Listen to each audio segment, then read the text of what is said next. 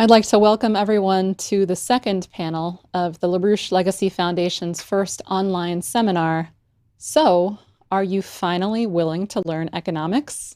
On the 50th anniversary of LaRouche's stunning forecast of August 15th, 1971.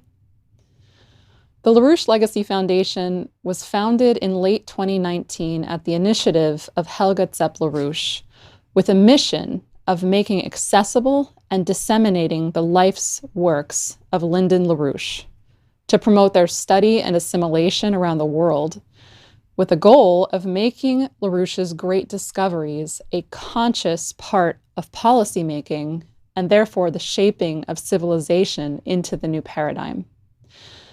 To that end, the LaRouche Legacy Foundation has undertaken several initiatives, one of which is embodied in this first online seminar in which you're participating. Other areas of our initiative are to publish the complete works of Lyndon LaRouche, one of which, the first volume of which I will hold up here. The second volume is expected later this year. This volume is available on the LaRouche Legacy Foundation website, larouchelegacyfoundation.org. Another area of our initiative, which we're just embarking on, is to create a full online digital archive, a presidential-style online library of Lyndon LaRouche's works. I would encourage everyone here to go to the website and subscribe to our email list to receive updates on that. Now, to our panel. The discussion in our first panel earlier today focused on Lyndon LaRouche's unique discoveries in the science of physical economy and the role that his forecasts and his personal intervention played throughout the 20th and early 21st centuries. As I hope you gathered from that earlier discussion, Lyndon LaRouche was a scientist in the highest sense of that word. All scientists are essentially forecasters. They apprehend the future before anyone else, detecting the presence of a universal principle which has been acting in the present, but up until that moment of discovery has not been a conscious part of mankind's domain of action. This morning in panel 1, Helga Zepp-LaRouche discussed this as a prescience, a foresight, this Promethean power. And as we learned in the earlier panel, this insight into the unique place of the human mind in universal creation was key to LaRouche's discoveries in physical economics. For more than 50 years, LaRouche forecast not just inevitabilities, but more so the potential, the possibilities that belonged to a future guided by new principles, both newly discovered and newly created.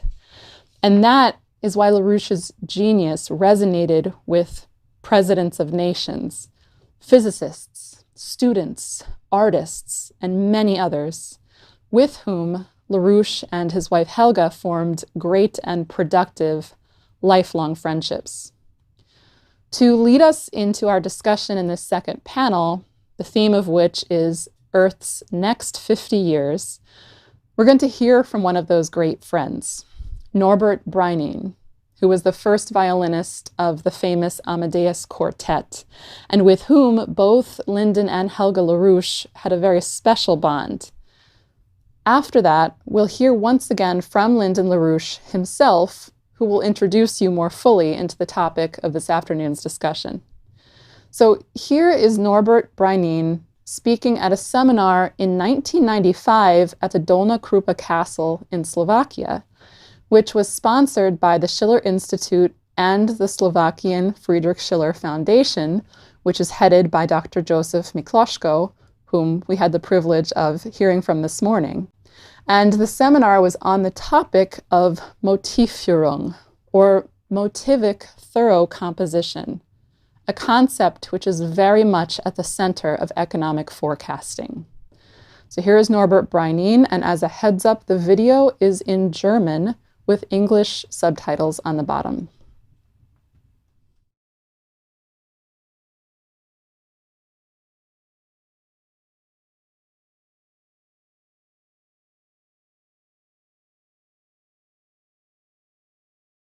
bin eigentlich hier, um die Motivführung zu veranschaulichen.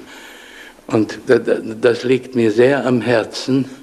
Ich habe das schon lange, trage ich das in mir herum. Und es hatte eigentlich nie richtigen Anklang gefunden.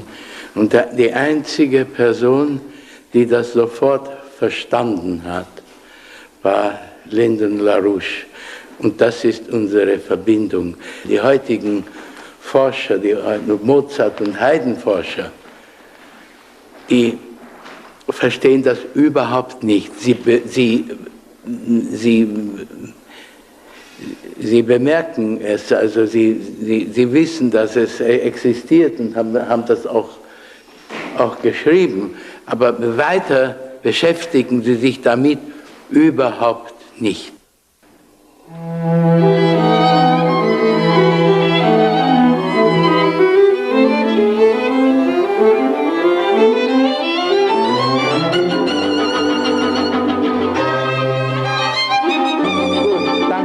Es ist fast keine Note da drinnen, welche nicht auf das Hauptmotiv zurückzuführen werden kann. Das ist das Wichtige der ganzen Motivführung und ist ein wichtiger Schritt in der Entwicklung der Kompositionskunst schlechthin. Es ist sogar eine Wasserscheide, würde ich sogar sagen. Es ist von der allergrößten Wichtigkeit. Das gibt der ganzen Komposition eine gewisse Einheit. Und welche nicht sofort merkbar ist, wenn man zuhört. Da hört man nur die Musik, aber man fühlt, dass das alles organisch ist. Haydn zum Beispiel, bevor er das Opus 33 schuf, sein letztes Quartett Opus war Opus 20, 9 Jahre vorher. Und er wusste da nicht, wie die Sache weitergehen soll. Und dann ist er da drauf gekommen. Und er hat das mit Motivführung benannt und eine neue Methode überhaupt zu komponieren.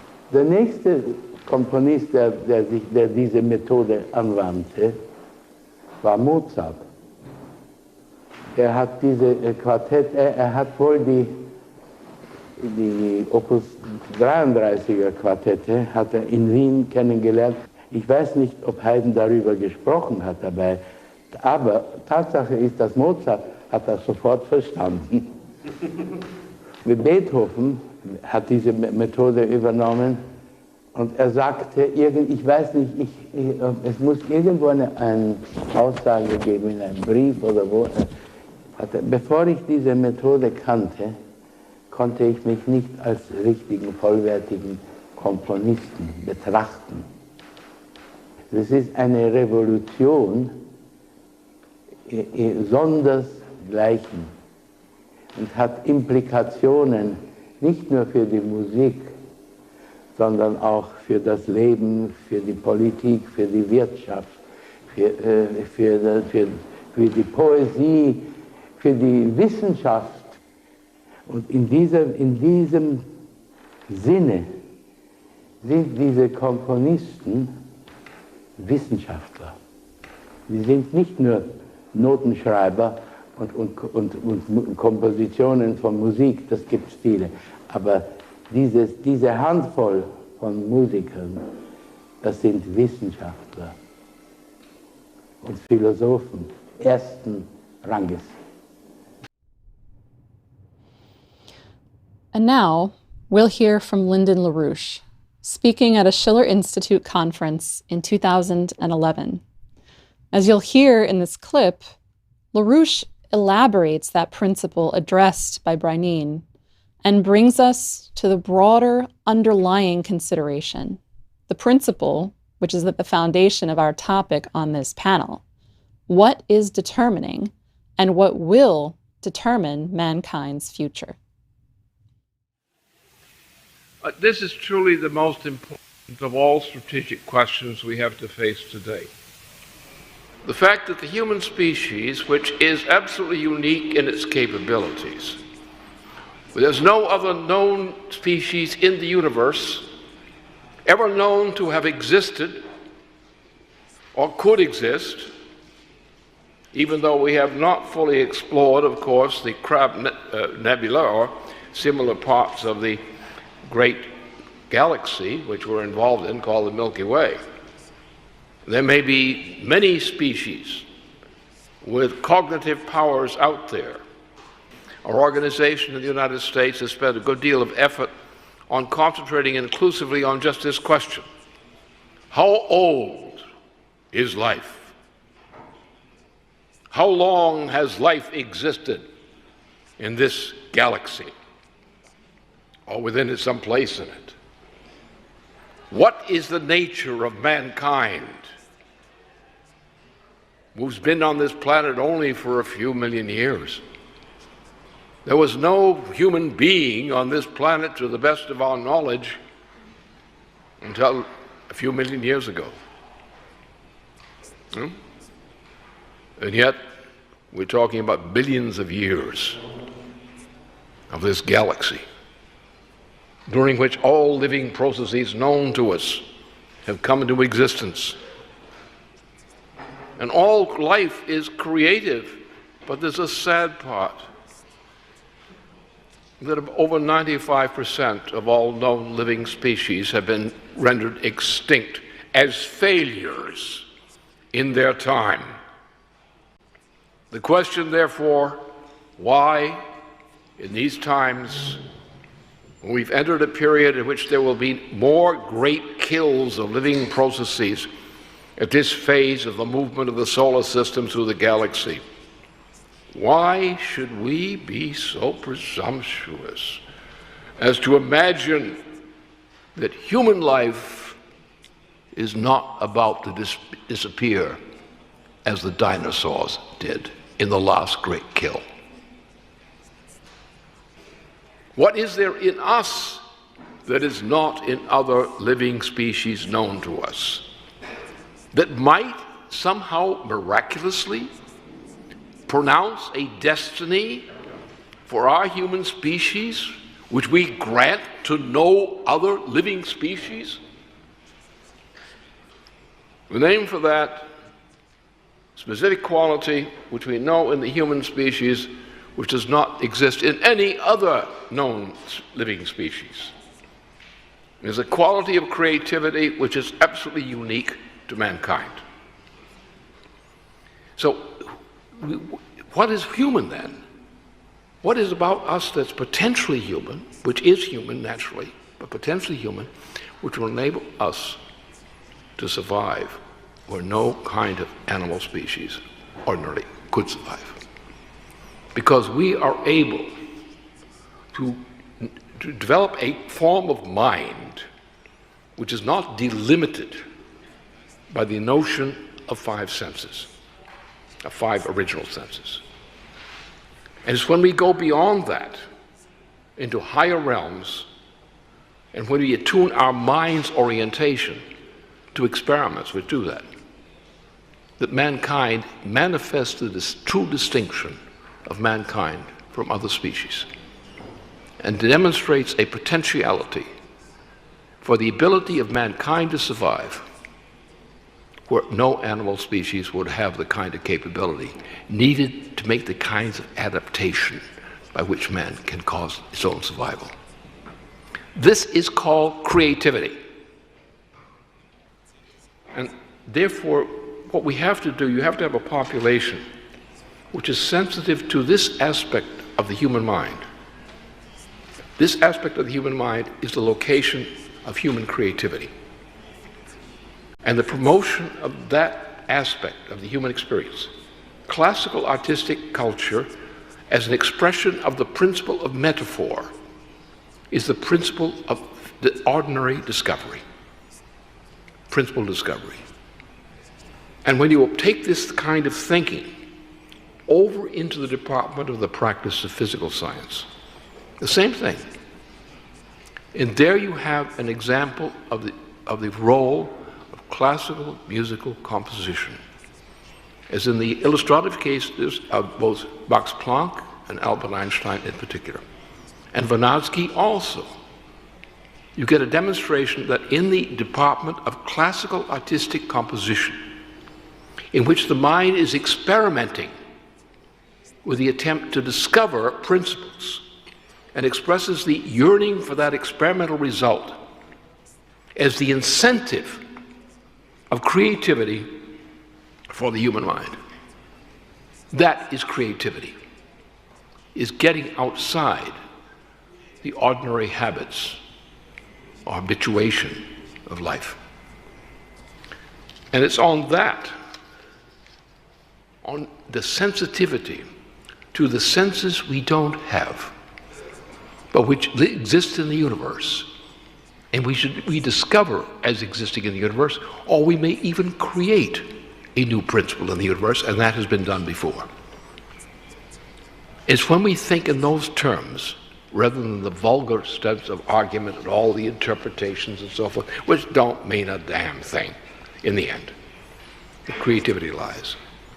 The problem of society today is that this precious knowledge, which I deem personally precious because of the way I've experienced it, is the secret of humanity, and is the sense, supplies the sense of intention, of purpose, which impels us in directions of discovery, to discover principles, universal principles of physical and related action, which cannot be defined by the modes of so-called sense perception. What moves you in great music, in a great performance, is not sense perception. It's something which lies independent of sense perception, which grips you because it comes outside the domain of your sensorium. There's a kind of magic and mystery in the great achievements in musical performance, for example, the greatest ones, because it's a contrast between, among various kinds of sense perceptual activity, you find something which grips you more than anything else. You cannot define a single sense which is responsible for it. It comes like magic. It's not magic, it's really humanity.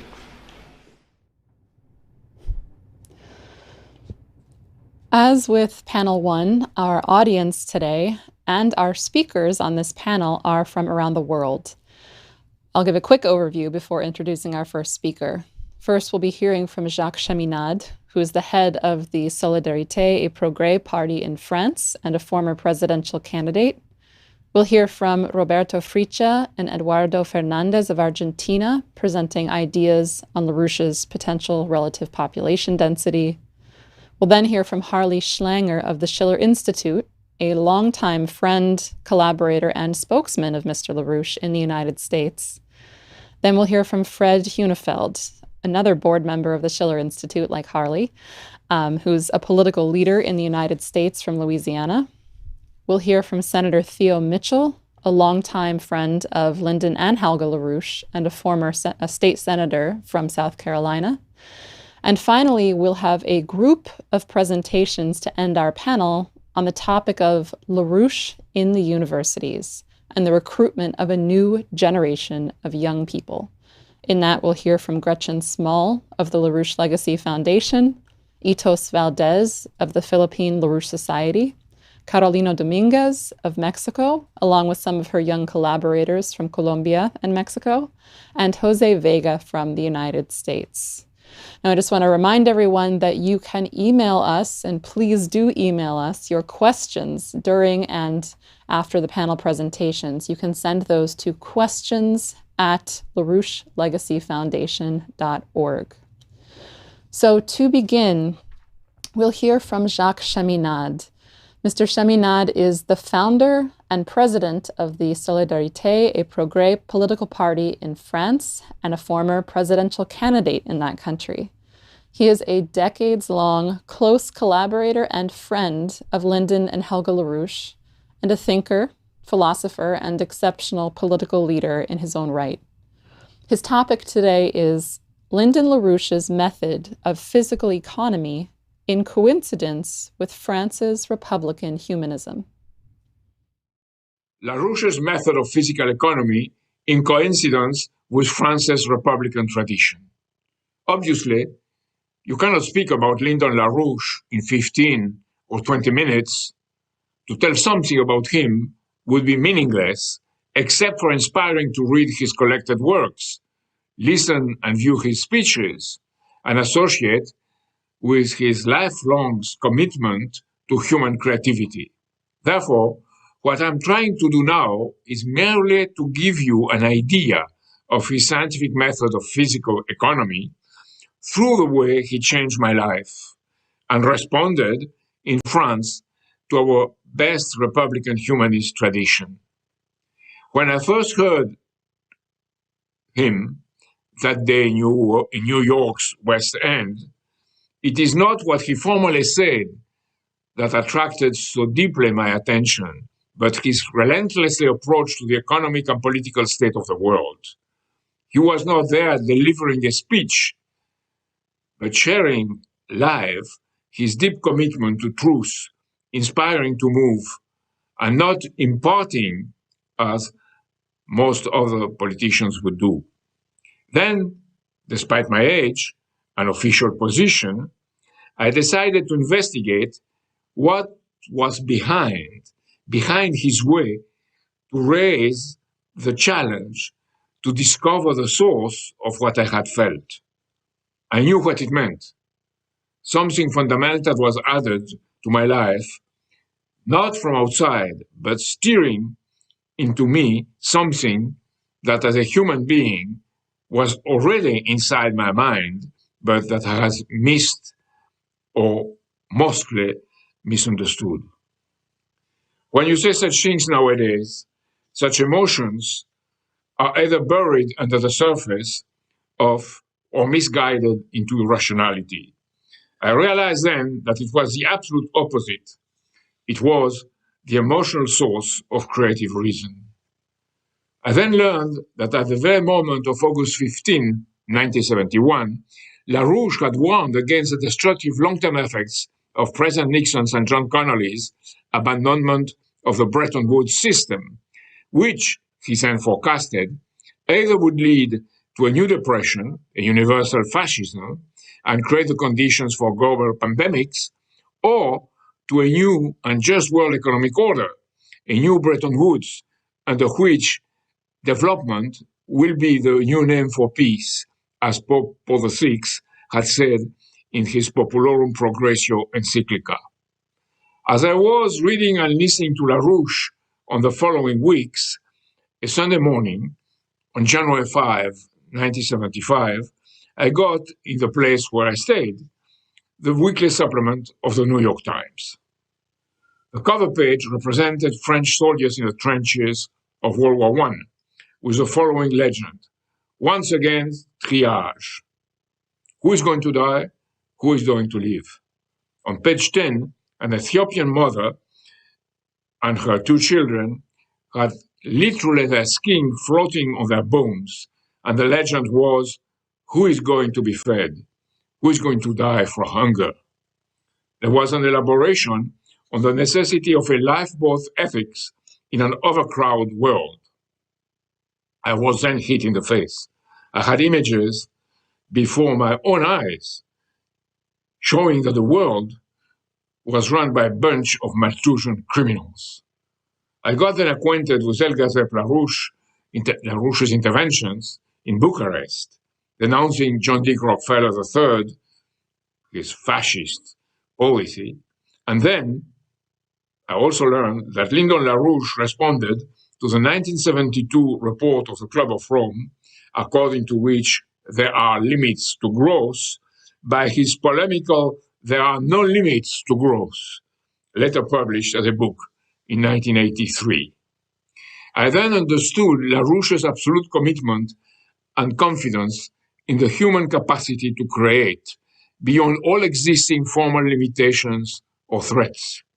His capacity to always invite people to participate in something they did not know about the day before. There is no single issue. There is no other issue, he always told us, than to unleash such a human capacity against the oligarchy, committed to prevent it, to kill it. LaRouche has the best insight, the best historical knowledge of the embodiment of such an oligarchy, from Jupiter to the Queen of England, from the Roman Empire and Venice to the British Empire. The reason for that insight, I realized, is that he fights the oligarchy because the oligarchy prevents creation. Through the downsizing of the mines and the control of money issuance, eventually deploying military and police units against any power committed to the good. Lyndon LaRouche never fought from the standpoint of a given power or a higher position, geopolitical position, against another power, but he always fought from the standpoint of the higher order of creation. LaRouche rejected oligarchy because it destroys the human mind and reduces people to beasts. He embodies the commitment to the immortality of creation. When I understood it, I told myself, well, these are my people, even if to join them may have to be paid with a dear price. Soon I knew that I had to understand much more. LaRouche had many times forecasted, mainly 9 times, but in reality even much more, that what was going to happen, as he did on August 15, 1971. Let me mention here 3 of his main forecasts. In 1984, he forecasted the fall of the Soviet Union within 5 years. In October 1988, he foresaw the coming reunification of Germany. On July 2007, he announced the collapse of the world financial system. What was his secret? He forecasted things that nobody else, mostly nobody involved in politics, had forecasted. The secret was not a secret. I realized it was his personal courage and joyful commitment for the common good, to the general welfare of the people, that inspired his scientific method of physical economy. It is often mentioned as LaRouche's 4 laws, but we have to be aware not to fall into a reductionist approach, like with the 3 laws of Kepler, for example. To be for a Glass-Steagall banking separation, for a national banking principle, for national credit system issuance against monetarist financial economics, and to invest in the most advanced forms of technology, thermonuclear energy, and space exploration as a one, is good and fine. But it is absolutely opposed to the thinking of LaRouche to consider them as a useful toolbox to be applied as such. It is a reflection of a higher method of thinking based on the continual flow of human discoveries generated by a platform. The 4 laws define the conditions for the platform, but never in a mechanistic, linear way. It is like in a LaRouche's speech or in LaRouche's writing. It is a generating principle that requires a condition, but not the conditions that by and themselves would generate the motion. It is a continual improvement of human creativity, generating discoveries of new physical principles beyond the limits of deduction and induction, the power of human minds to jump into the future and see the present with the eyes of the future, and then submit the discoveries to the proof of principle of crucial experiments to see if it works, to validate them. So, like we should do with Kepler to understand his discoveries, following step by step how he proceeded to discover the principle of universal gravitation, including, of course, his insights into geometrical and musical compositions in the universe, we should not only listen to LaRouche's wise words of Lyndon LaRouche, but to follow how he proceeded minimally through studying his So You Wish to Learn All About Economics, published in his collected works by our LaRouche Legacy Foundation. Not for a personal enjoyment, which of course is the nicest byproduct, but to be able to participate as a renewed source in the political, social chain, providing to the people the means to free themselves from submission to imperial's way of thinking, to free themselves with the right method from the chains of the British Empire, an empire of which its servants are not necessarily ethnically, as they say, British, but much worse, British as an imperial principle of absolute opposition to humanity.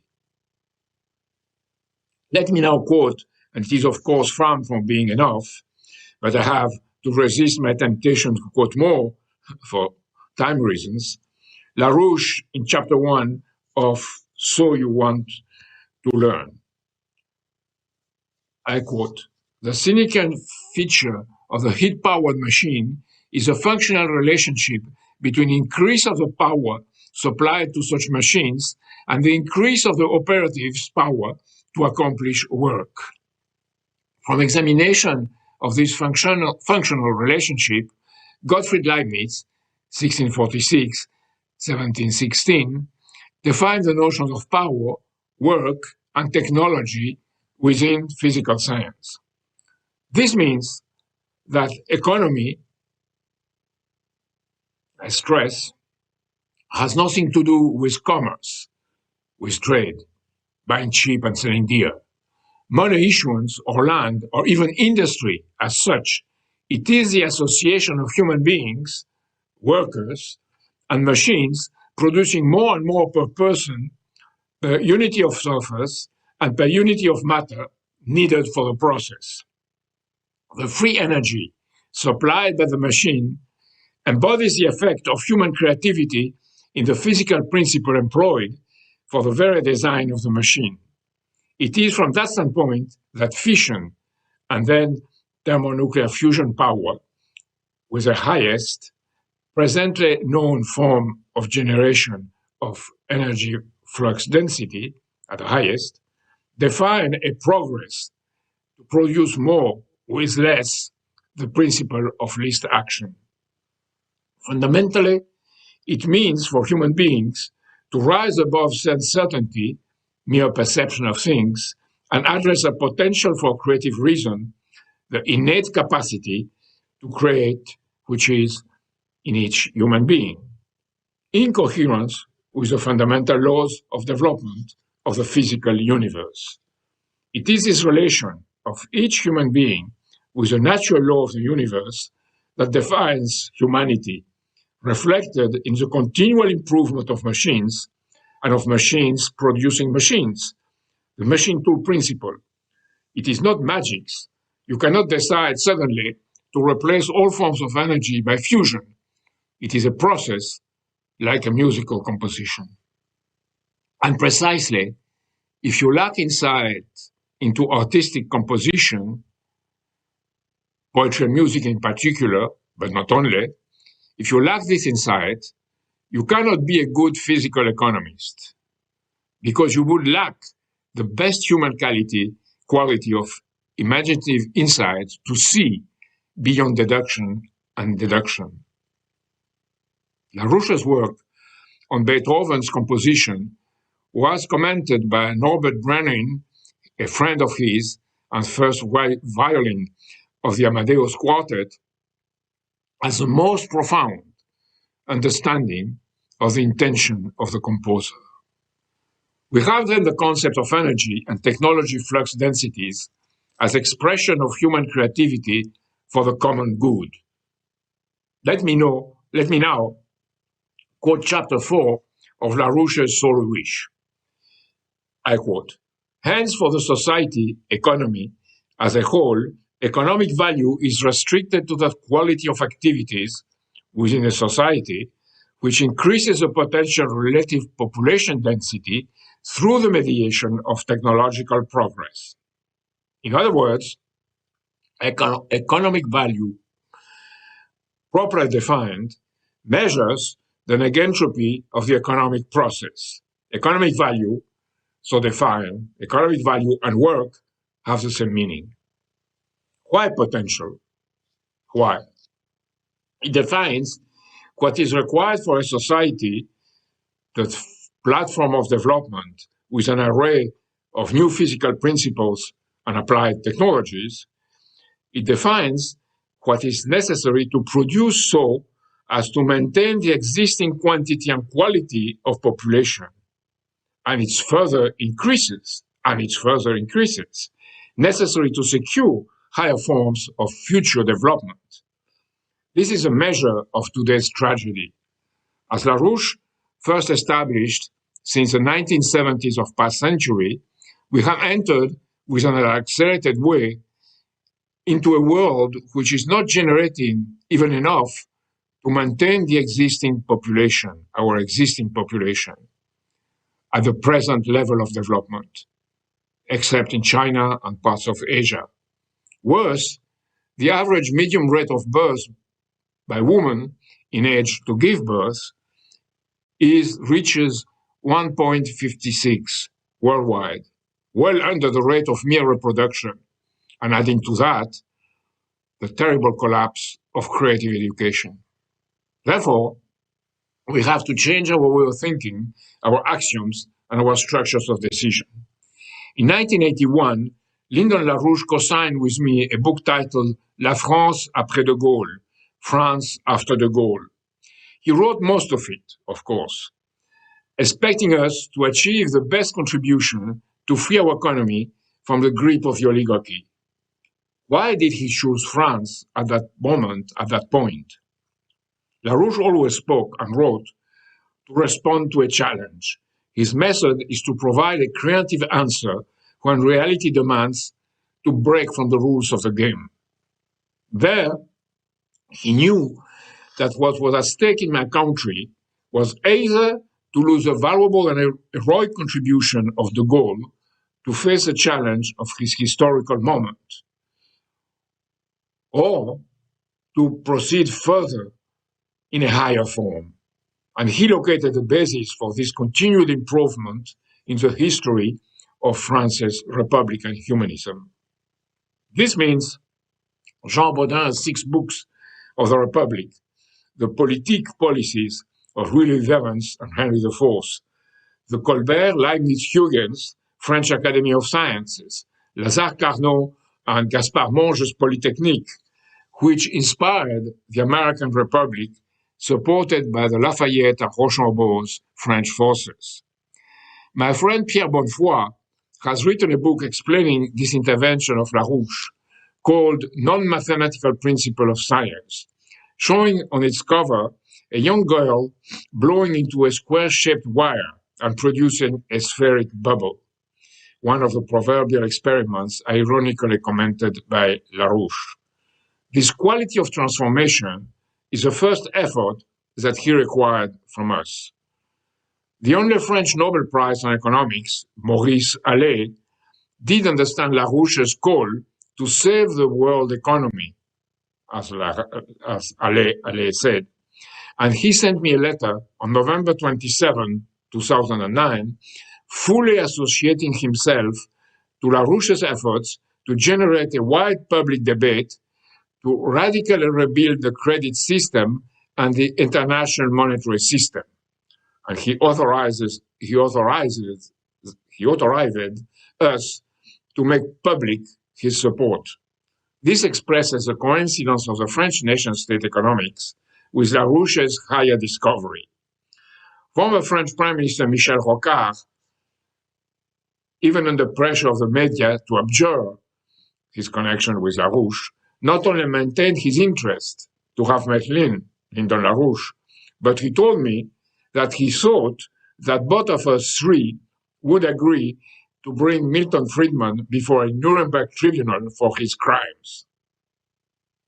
In 1983, the same year when President Reagan gave his famous SDI speech, inspired by the contributions from Lyndon LaRouche and his associates, LaRouche was in France with his wife at an event from the Club of Life, founded by her against the Club of Rome criminal Malthusians.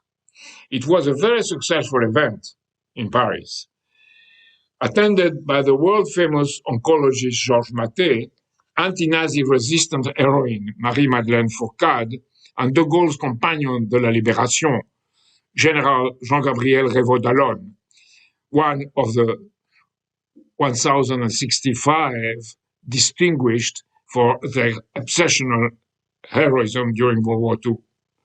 All of them participated later to free LaRouche when he was jailed after the infamous Rocket Docket Virginia trial, Alexandria trial. In earlier times, also Georges Gognaud from the research sector of the French Communist Party, and Marcel Paul, his colleague hero of Buchenwald concentration camp, and Communist Party expert on energy, were involved in discussions about LaRouche's ideas. On the other side of the political spectrum, LaRouche also met in France Senator Pierre-Christian Tétinger, a close follower of then-French President Valéry Giscard d'Estaing.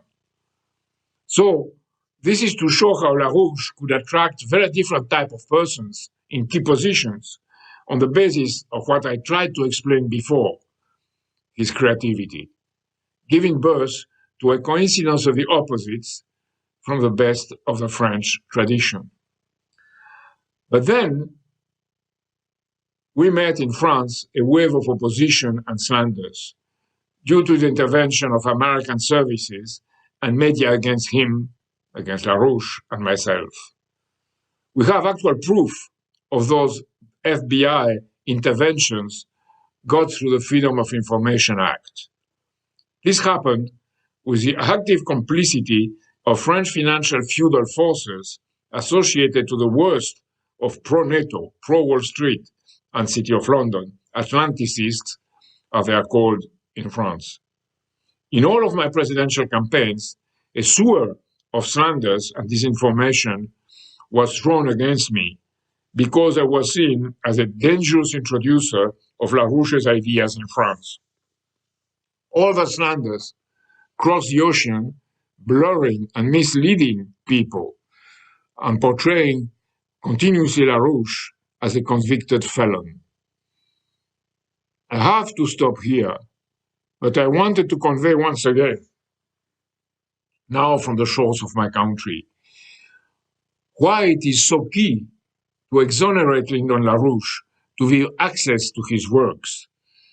I have here next to me the volume 1 of his collected works, which include most of his important and influential works on the subject of physical economy, which is the point of my presentation. Some are already translated in French, and sometimes more read in French-speaking Africa than on the European continent. We expect now the next volumes on classical culture, physical science, historiography, and philosophy to provide the capacity for all to have a deep insight, a deeper and deeper insight into the mind of the most slandered and persecuted Homo universalis of our times.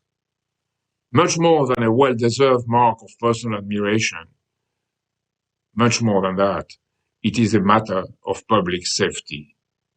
Lyndon LaRouche is definitely a bad guy for the oligarchy, un sale type in French, and it is a good reason to learn why such a tribute from vice to virtue, and draw for each of us the consequences to be more and more creative for the advantage of a much needed better world. It is a matter of life and death, life or death. Thank you very much, Jacques, for that insight, not just into LaRouche's ideas, LaRouche's history, but also the principle of human history that what you presented exhibits. I do want to mention again that the work that you quoted from, So You Wish to Learn All About Economics, as well as a book that LaRouche wrote in 1983, There Are No Limits to Growth. Both of these are in the first volume of the LaRouche Legacy Foundation book, and people can go to the LaRouche Legacy Foundation website for that.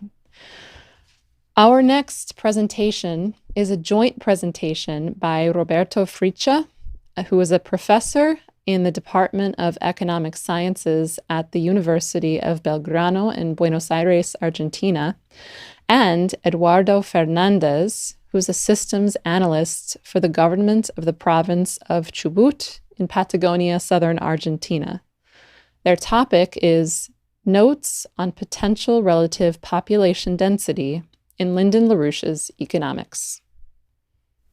Buenas tardes. En principio, agradecer a Jacques LaRouche y a la Fundación LaRouche por esta participación en tan importante conferencia. Good afternoon. First, I'd like to thank Helga Zepp-LaRouche and the LaRouche Legacy Foundation for asking us to participate in this most important conference. We will explain some features of potential relative population density, and to do that, we'll mention Vladimir Vernadsky's comment in 1938 in his The Transition from the Biosphere to the Noosphere, in which he says, taking into account the energy received from the sun, agriculture makes it possible to support 150 people on 1 square kilometer. That is, on the entire land area of the globe, you could support a population of 22.5 billion individuals. That is, 22 to 24 times the number that now inhabited.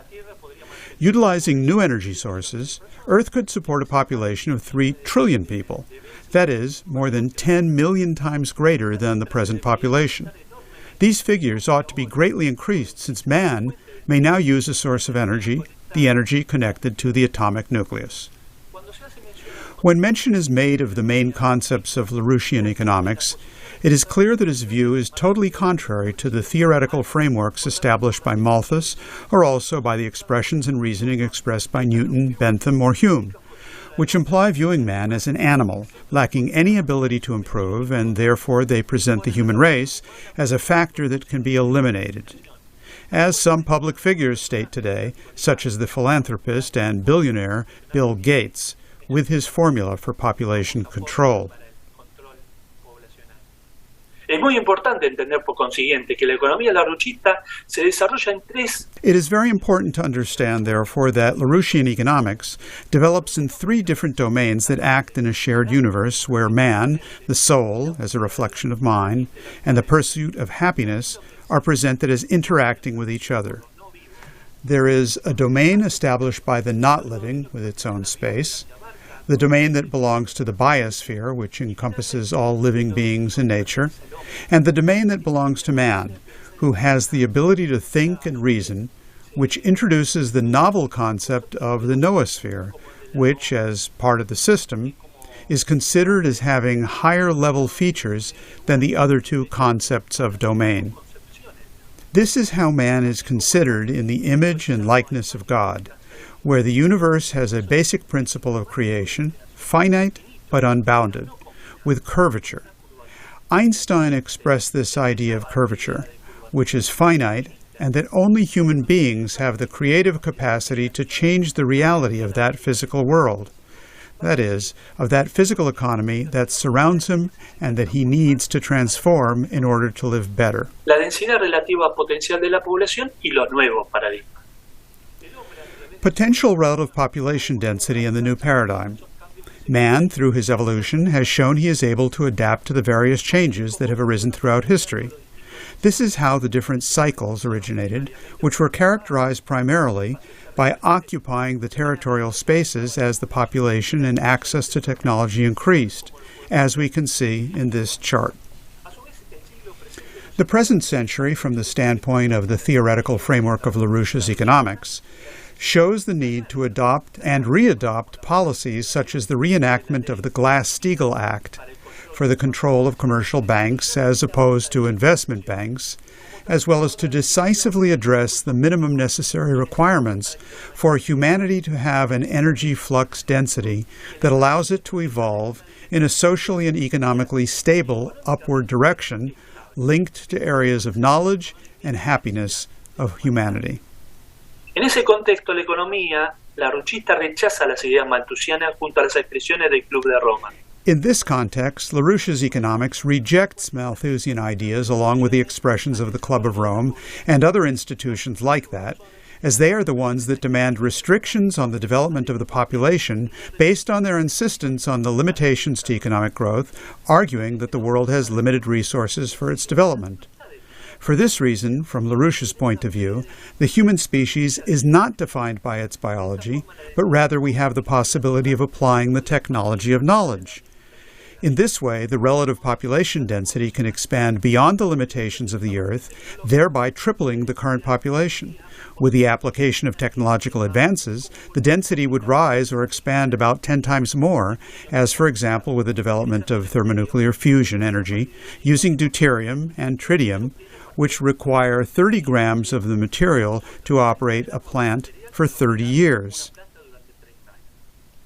In this sense, LaRouchian economics is aware of and emphasizes the physical economy that is shown in the third descending curve of physical economic production as seen in the following graph. Therefore, there has to be rising energy flux density, as would occur with the application of nuclear fusion, which could provide abundant power, as we see here.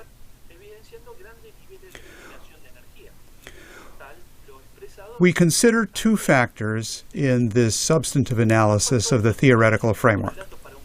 The first is the increase in population and its geographic density. The second is to observe the increased standard of living and energy technology that humanity has achieved. For this reason, in physical economy and from the perspective of potential relative population density, growth is perpetual, based on that creative capacity that man has to make such quantum leaps.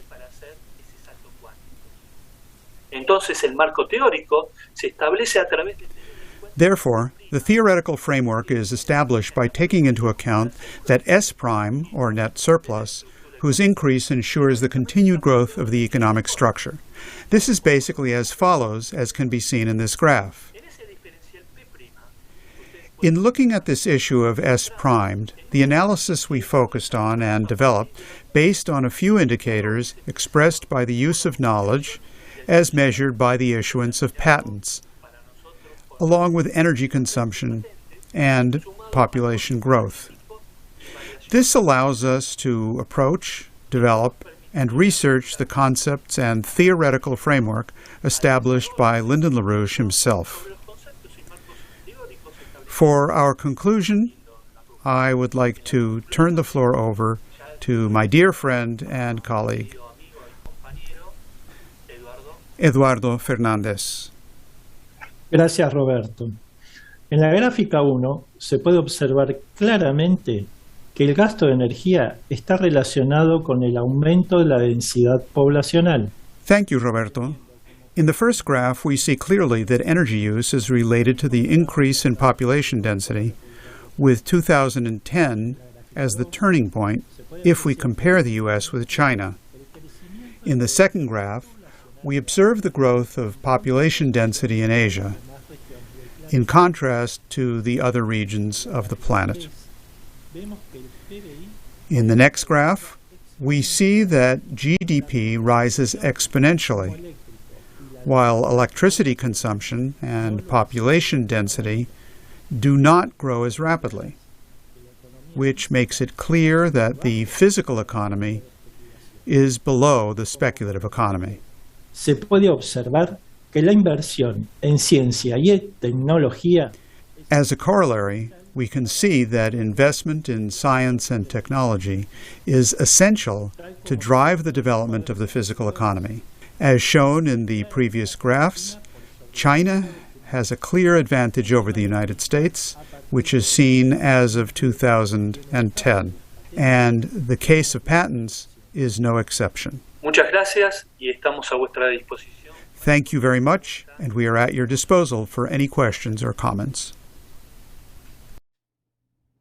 Thank you very much, Roberto Fritzsche and Eduardo Fernández, for that, especially for introducing to us some of the key concepts from Lyndon LaRouche's Science of Economics: energy flux density, potential relative population density.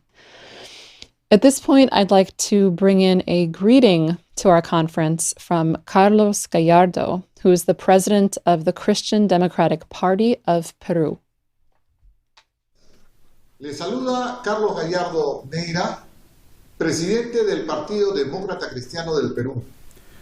I'm Carlos Gallardo Neira, the president of the Christian Democratic Party of Peru, and I greet you from this beautiful country, bathed with its coasts on the Pacific Ocean, with extremely high mountains with brilliant, radiant, snow-capped peaks, and its mighty rivers with exotic climate, to which we invite all of you to come and visit.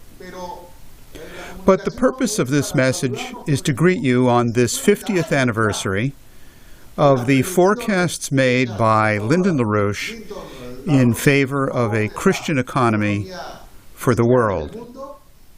Allow me to take this opportunity to send a big fraternal abrazo or embrace from Peru, from my country to Helga Zepp-LaRouche, who is witness and a living testimony to the sacrifices of Lyndon LaRouche over the years, with his writings, including from the shadow of prison.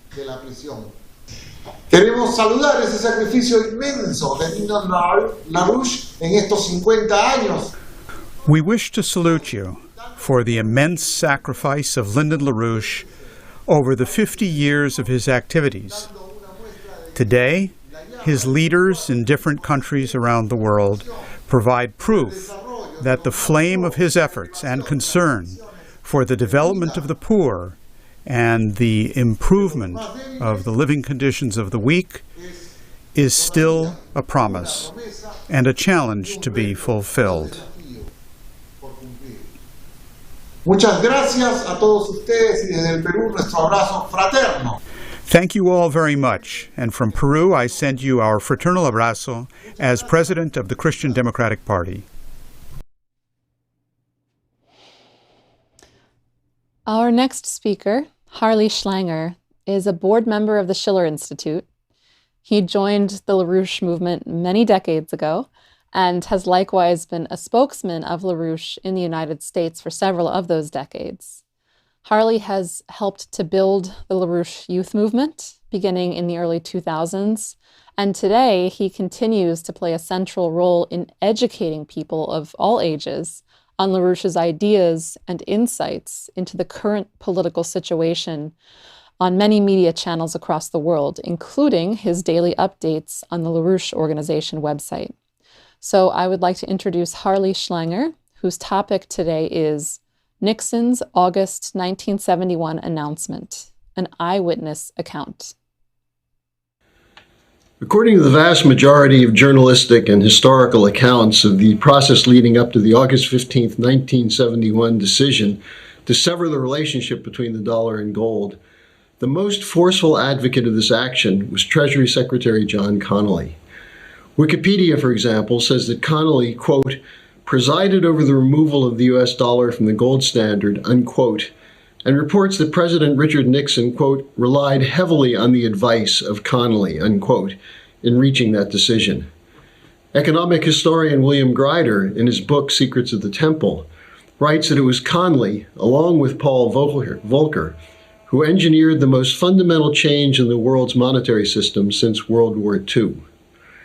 Connally, a former governor of Texas who had built a reputation as a tough, no-nonsense wheeler-dealer in the best tradition of independent, rugged Texans, had just been appointed Treasury Secretary by Nixon as the dollar crisis was peaking.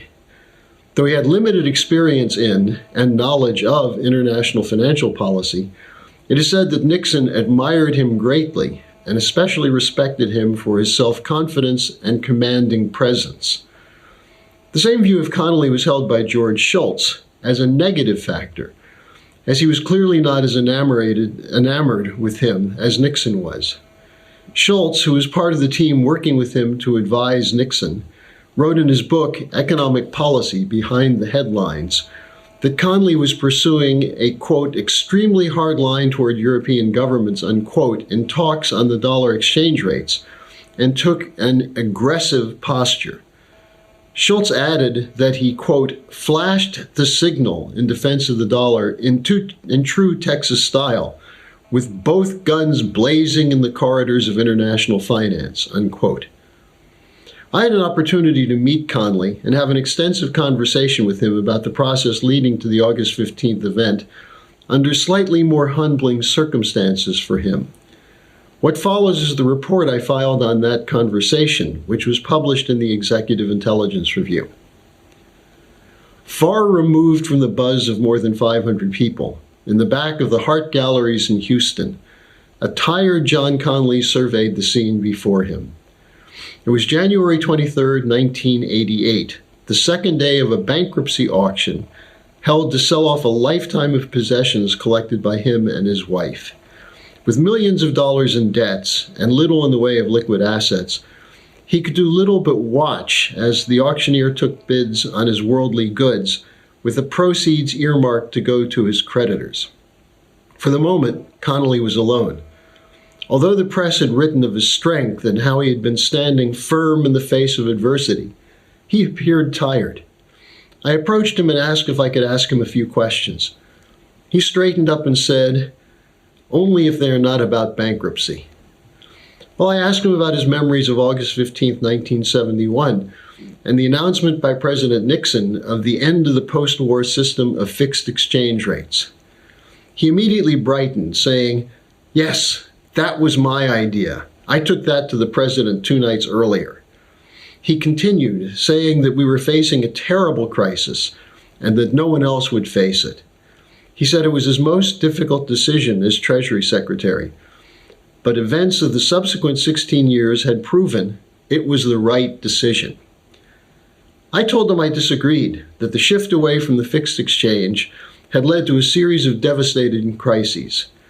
I mentioned the August-September 1982 debt crisis for Mexico, with the vulnerability of the U.S. banking system to a default or moratorium, and the October 1987 stock collapse as the result of the shift of the economy from production to speculation, a shift made inevitable by the action of August 15, 1971. As he listened intently, I told him that I work with Lyndon LaRouche, who forecast that Nixon's actions of August 15th set in motion what would become the worst financial crash in history. I asked if he had any comments on that. "Well," he replied, "I'm not sure about that." Of course, the crisis was already underway before I arrived. He told me he had little familiarity with international finance prior to his appointment by Nixon, and he was first made aware of the problem during regular briefings from William McChesney Martin, then the chairman of the Federal Reserve. I asked him, "So how was the decision made?" He said there was a working committee, which included himself, Paul Volcker, and George Shultz. Sometimes Herb Stein of the Council of Economic Advisors attended, sometimes Arthur Burns. Of this group, only Arthur Burns was opposed to closing the gold window. They met on August 13th. Kissinger was not there. But Schultz was the most forceful in insisting that the fixed exchange system must end, and that Connally must brief Nixon immediately. "Did you object?" I asked. "No. These were the smartest men around. I figured they knew what they were doing." He added that he briefed Nixon the next day, and Nixon had only one question. "Have you run this by Schultz?" When told that Schultz was for it, Nixon asked him to get a draft to his speechwriters, and it was announced the next morning that he would give a major policy address. I asked Connally if he had any regrets about the decision. He looked wistfully around the room and said, "Right now, I have lots of regrets about a lot of things." And about August 15th? With that, he walked away, saying he didn't want to think about it just then. Left unsaid, but perhaps understood by him, was that his misfortunes were the direct result of the mid-1980s collapse and subsequent looting of the savings and loans, and the bust cycle of the real estate and oil sectors into which he had invested heavily, which resulted from the deregulated free market economic measures imposed after the August 15th transformation he had supported. When I briefed Lyndon LaRouche on Connolly's confession, he said, "That sounds about right." Connolly was being used by Schultz and the neoliberal free traders to make it seem credible to Republicans and conservatives that Nixon's decision was to defend the dollar from foreign speculators. The irony, LaRouche added, is that neither Nixon nor Connolly realized that the result would be to significantly undermine the dollar by collapsing the U.S. productive economy. LaRouche's assessment was confirmed in an article published in the summer 2021 issue of International Economy, written by one Seafred Bergston, a leading neoliberal monetarist economist who served as a deputy to Kissinger on the National Security Council and is a founding director of the Peterson Institute of International Economics. Bergston recounts a 6-hour meeting he and 3 other leading economists had with Connolly and Volcker on August 18th to discuss what to do next. He said he concluded that Connolly had no interest in systemic reform of the sort he and his colleagues were urging. Connolly concluded the meeting abruptly by saying, "The foreigners are out to screw us. It is our job to screw them first. Thank you for your help." Bergston writes that he was convinced by this meeting to forcefully speak out against the August 15th policy and decided, quote, to mount an attack against Nixon and Connolly, unquote. But looking back on it now, he concludes that the, quote, ultimate results, unquote, of the August 15th decision, quote, turned out to be highly constructive, unquote, as they played an important role in gaining acceptance for the adoption of the Tokyo Round of GATT, which he writes served to restore the forward momentum of liberalization. It was the Tokyo Round which undermined the sovereignty of nations over trade policy by adopting a requirement that there could be no government efforts to foster production and a ban on government subsidies of exports, both major components of the deindustrialization of the U.S., which has accelerated over the last 5 decades. Thus, the August 15th policy decision was a key component to implement what Volcker later publicly advocated in 1978 in a speech at Warwick University in Great Britain as the, quote, controlled disintegration of the world economy, unquote, as a legitimate objective for the 1980s. It is therefore not insignificant that when Connolly left his post as Treasury Secretary, he was replaced by George Shultz, who was a key figure in advancing the Tokyo Round and in 1973 formalized the floating exchange rate system, which had been adopted as a temporary measure by Richard Nixon. Thank you very much, Harley, for that unique view into the history of what LaRouche was warning about and the people on the other side of this. Next, we will hear a greeting to our conference from Daisuke Kotegawa, who is the former high-level finance ministry official in Japan, and he's also the former representative of Japan to the International Monetary Fund.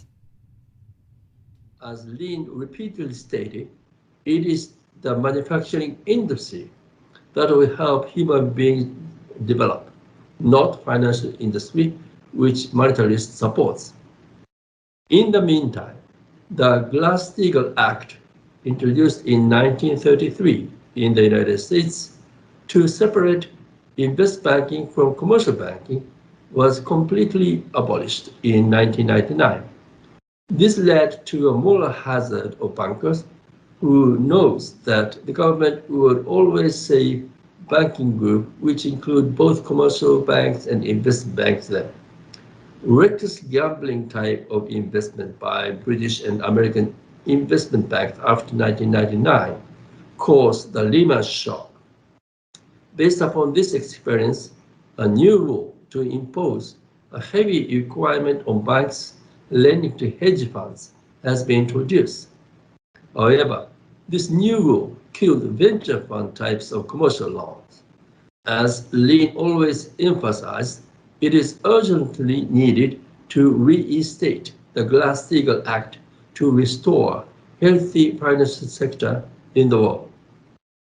Such was also the case for other Asian countries, which developed mainly through manufacturing sector.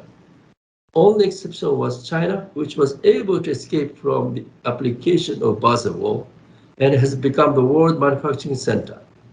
It can be said that the world economy transitioned from manufacturing-dominated economy to the era of monetary gambling.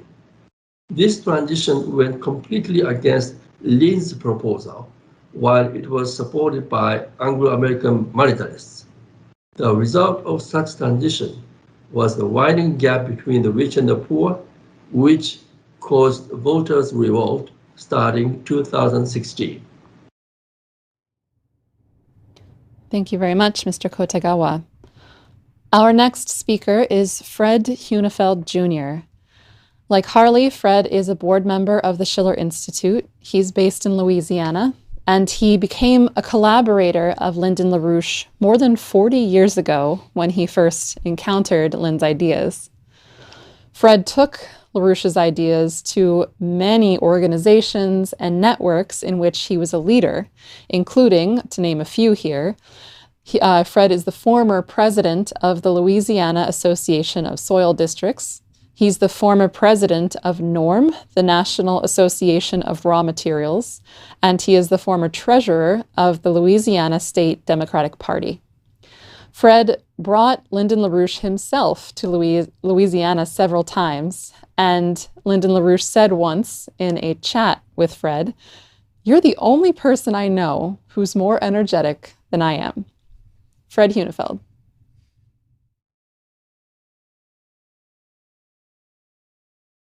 Really went back to the Bible when 2 Timothy chapter 2, verse 6 and 7 stated, "The farmer is the first partaker of the fruit. If you understand that, the Lord says you understand all things." And this physical economy is the fruit. What comes from the physical economy is the fruit for mankind. And Lynn and I agreed on the principle of how society should be put together and how everything that exists in the world today starts with the physical economy. And every dollar that comes from the land creates $8, $10 in the trade term. And you have a trade term with plus dollars, you have prosperity. When you have debt bondage, the devaluation of the currency, you have debt. And that's what we've experienced. I've handled 7,000, 8,000 bankruptcy cases. People that lost everything they had. And it gave me an incentive to study even more what Lynn's talking about on the physical economy. One thing I noticed, Lynn's speech he made on food for peace, it's so powerful. If you have prosperity in the physical economy in the farm, you create wealth in the total economic system. And he was an advocate of that and did an excellent job. He had a Food for Peace conference in Chicago and gave a wonderful presentation there. I attended a number of the conferences in Washington, D.C. that Lynn had, and he was always very specific and recognized the creativeness of the human mind and the physical economy. And that's how it all starts.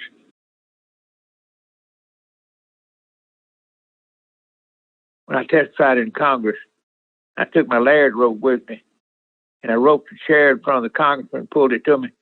Told him I brought that Laird rope to rope the wooden-headed economist who got this country in trouble.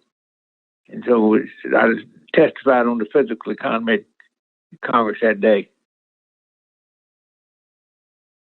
I took it to the Louisiana Realtors Association. I was active in the Louisiana Realtors Association. I got the board of directors to support the Glass-Steagall return to it, and also got the state society of Louisiana Realtors to endorse the principle of Glass-Steagall. I took that resolution to Washington with me and met with Alan Greenspan at the realtor meeting. And I gave him a copy of my presentation. why we need to return to the Glass-Steagall. And he made a statement to me. He said, "That's the biggest mistake I ever made, doing away with the Glass-Steagall."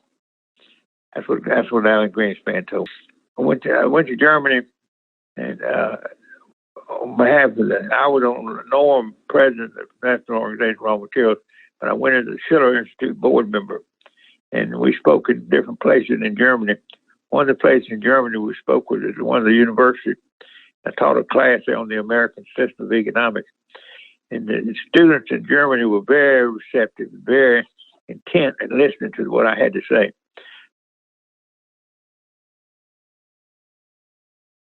We had a wonderful opportunity to do that.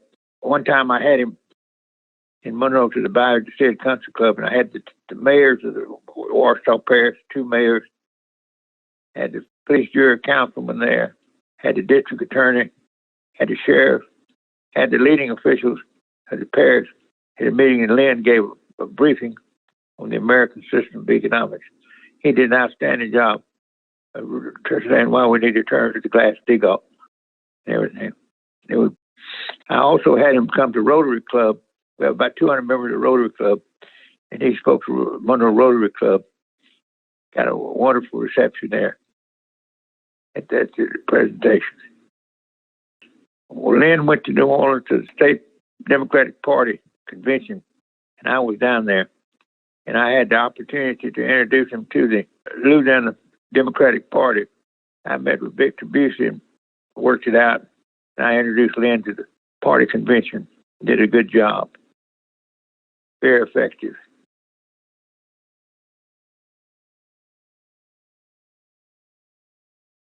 Well, I had the opportunity to testify in that case. Ramsey Clark asked me to come up. I testified in that case for Lynn. This is in the first when they had the first convention. But I went to Washington and testified on behalf of Lyndon LaRouche.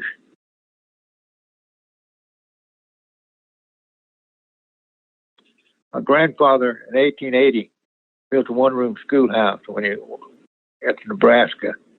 And when I went to the one-room schoolhouse, I went in that one-room schoolhouse. There were 2 statues on the desk. One was a statue of George Washington. One was a statue of Friedrich Schiller. The same statue I have, I'm looking at right now in my office. That's how he was recognized. Schiller was recognized in the United States. Well, I've had a wonderful experience cooperating and working with the LaRouche organization. It causes you to think creatively. It causes you to think at a higher level. Particularly, the impact of the classical music has in the society is so powerful. And the Schiller Institute promotes and advocates. So I always look forward to working with y'all. Thank you very much, Mr. Huenefeld. Next, we have a greeting to our conference from former State Senator Theo Mitchell.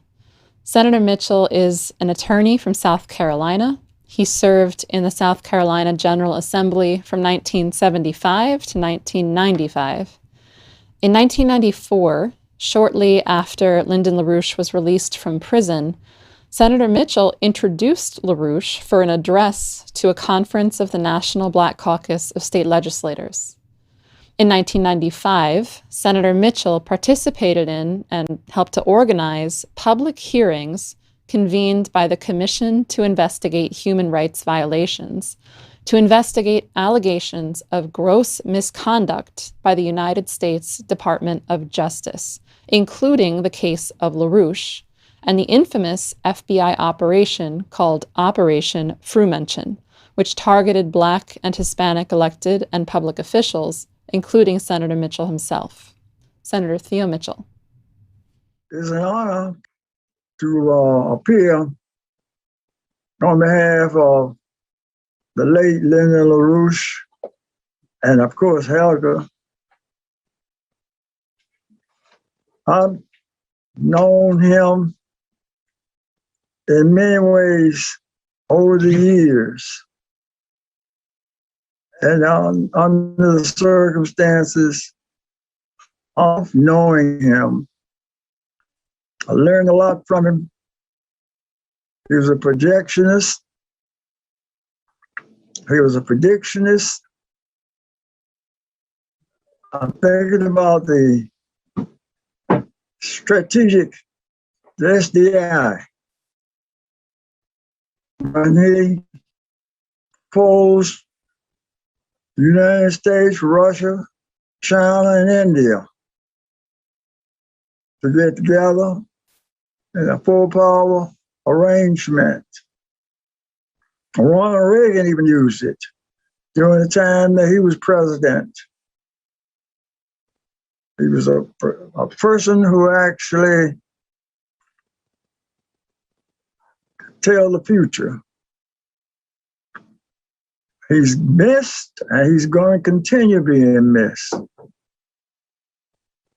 He predicted the Operation Fruit Mention, the FBI and others took 5 years of his life from him.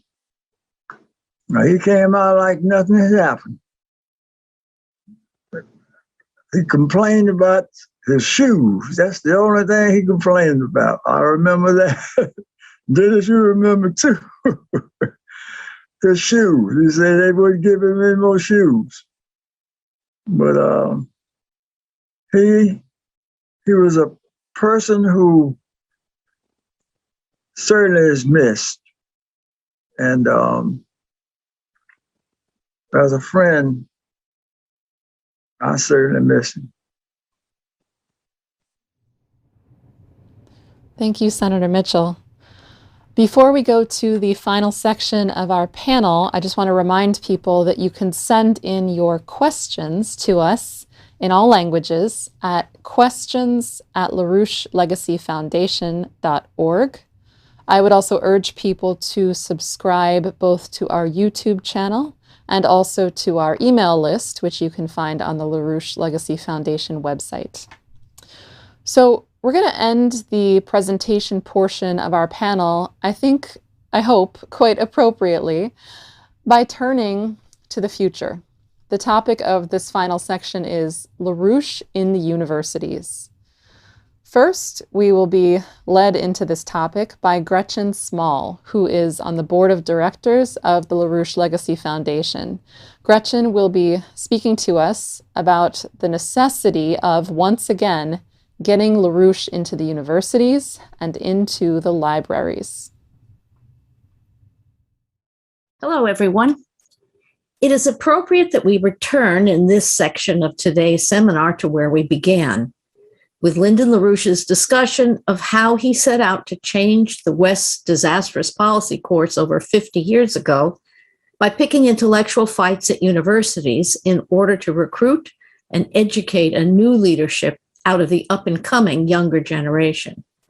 The oligarchy has long understood how dangerous this can be to their cause. Socrates was poisoned for just such corrupting of the youth. Socrates, like LaRouche, had set out to be the gadfly whose sting would provoke young minds to search for the truth, the good, and the beautiful as the basis of government. Over 2,000 years later, who is left standing from that fight? Those who poisoned Socrates, or Socrates, whose thoughts are still pricking the minds into motion through Plato's beautiful dialogues? You have heard much today about how LaRouche's ideas shaped the last 50 years of human history.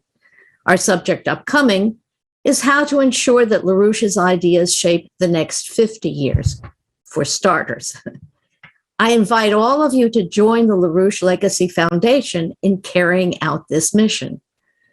One crucial role you can play is to help place LaRouche's books in every community and university library possible. We must get people to read Lyndon LaRouche's writings, not merely hear about him, but experience for themselves why the oligarchy still hates him so. Think of the effect it will have on the United States, for starters, if Volume 1 of LaRouche's collected works, containing 4 of his most important and influential works on the subject of physical economy, is available on shelves of libraries around this country. We can use that to help spark small groups to gather to read and study LaRouche together. People are tired of slogans and they are searching for real answers to the existential crisis we face. You don't know who from your community, which farmer, which businessman or woman, which parent or grandparent agonizing over the future of their children and grandchildren might find the volume in the library and begin to find the answers they are seeking. If you haven't dug into reading LaRouche yourself, now's the time to experience the joy of rediscovering LaRouche's discoveries for yourself. It may not be easy, but don't worry, he will make you laugh along the way. Now, look, LaRouche is controversial. The Legacy Foundation could simply donate copies of this beautiful book to local and university libraries, but many would end up at the table at the next library book sale. If a local citizen, or better yet, a group of local citizens, sends the book along with a letter explaining why they, as members of that community, think it is important for LaRouche's book to be on the library shelves, then there's a better shot at getting it there. It doesn't take a long letter, but personal requests are key. The same thing goes for getting LaRouche's book onto university library shelves. Letters from college alumni to a library at their alma mater requesting that LaRouche's book be added to their catalog can help bring the fight for LaRouche's ideas to those universities. If you'd like to get involved in this project and want some ideas on how to get it done, please get in touch with us. We want to see this done. Now you will hear from a group of young people from different parts of the world speak on their discovery of LaRouche today. But first, we're going to hear a short audio clip of LaRouche himself in action 50 years ago in his famous December 1971 debate with Queens College economics professor Abba Lerner, which you heard about this morning. After August 15th, LaRouche had launched a nationwide campaign challenging the quackademics' teaching theories, which had just been proven to be utter failures. He or his associates debated professors and even gave an 8-class economic course on physical economy and the human mind at such campuses as the University of Michigan, Rutgers in New Jersey, the University of Miami, and at least 3 New York City colleges. If there were more time, I could tell you about LaRouche's course and debate at Swarthmore College, which I attended. The debate with Lerner, however, was the most momentous historically. LaRouche was taking on the leading Keynesian economist in the United States at the time, who was backing Nixon's August 15th announcement.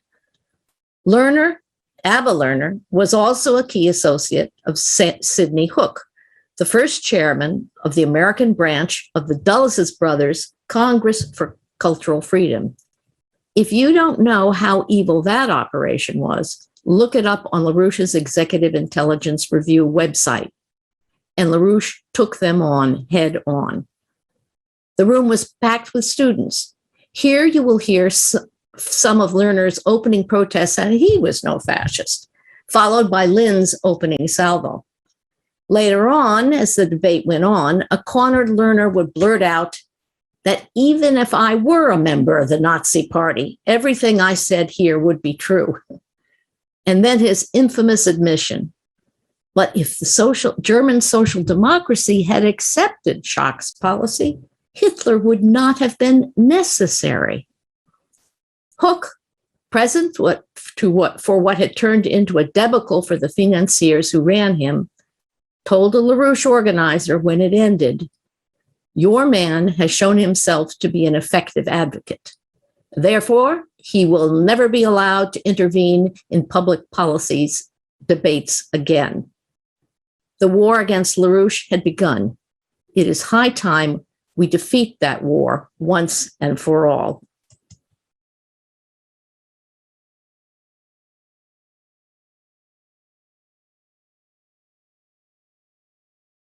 I've also been accused of being a kind of sadist. That is, that I love to reduce the standard of living of the working people, to grind their faces in dust, I think is the proper expression for this. And that is because I have been against increasing wages, and in fact, on some occasions, I have proposed a decrease in wages. Now, in the context, this must be understood, that I did not believe ever that this decrease in wages would make the workers any poorer or have less things to eat. It was clearly understood that there was a decrease in money wages which would make it avoid the inflation, so that they would be just as well off with the wage, with the lower money wage as with the higher money wage. The most important difference being that there would be more work for more people, which I am in favor of. The trouble with heat, which Professor Lerner doesn't seem to grasp, is that in the ordinary course of exams, economic teaching in universities is more like the practice of a priesthood than anything to do with reality. It's simply something you learn, you don't use it in business much. Point of fact, most business economists or most practicing economics in business do not have an economics training, but usually in industrial engineering or some other type of training. However, in the course of a crisis, these abstractions, which are the priestly affairs of economic education, which you have to learn to pass the course primarily, become something more than abstractions. They become something related to concrete policies which affect the lives of people. And they have consequences for people. And thus people who are too divorced from reality, seeing these abstractions merely as innocent intellectual toys, lack a grasp of the blood concreteness that these abstractions sometimes lead to in practice. And therefore, since the lives and well-beings of millions and even billions of people are at stake, that an error in the domain of abstraction is not an intellectual error. It can be a bloody crime against humanity. A professor who says innocently, the economy, from my point of view, would be better organized if certain administrative arrangements were made, does not necessarily think out to the kind of administrative arrangements which in practice realize that very innocent practice. Professor Lerner may attempt to divorce his economic policies from the policies of the government of Brazil and see them in abstraction and detachment from that. However, you cannot carry out the economic policies which are recommended for Brazil without having the kind of government which makes those economic policies work. You could not have the kind of policies which are recommended, which he's recommended as a classic austerity policy for increased unemployment. Now, it is classic in the sense that this is precisely the policy of Jacques from 1933 on in Germany, in which wages were frozen to prevent the inflation and in order to increase employment. He may personally detach himself from that, but it's not possible for the politicians to accept his advice to detach themselves from the kind of government and the kind of procedures which enable those abstractions to become reality. And that has to be grasped, because now no longer is economics merely a plaything of an obscure corner of the academic priesthood. Now economic policy is that which determines the lives and daily lives and conditions of people. The form of economic policy determines the kind of government which is necessary to carry it out. And the only kind of government which can carry out the kind of policy which Professor Lerner recommends in all well-meaning, all good intention, would have to be a Bonapartist or fascist government. He may be opposed to fascism with every fiber of his being. This was also true in Germany, where many economists, liberal economists, who proposed austerity, were also opposed to the Nazi regime. But nonetheless, there are men who will take up these policies and carry them out, and they will be Bonapartists or fascists, but not Professor Lerner. So he must understand that sometimes his good intentions do not ensure that his policies carried into practice will work out as he sees them in human terms.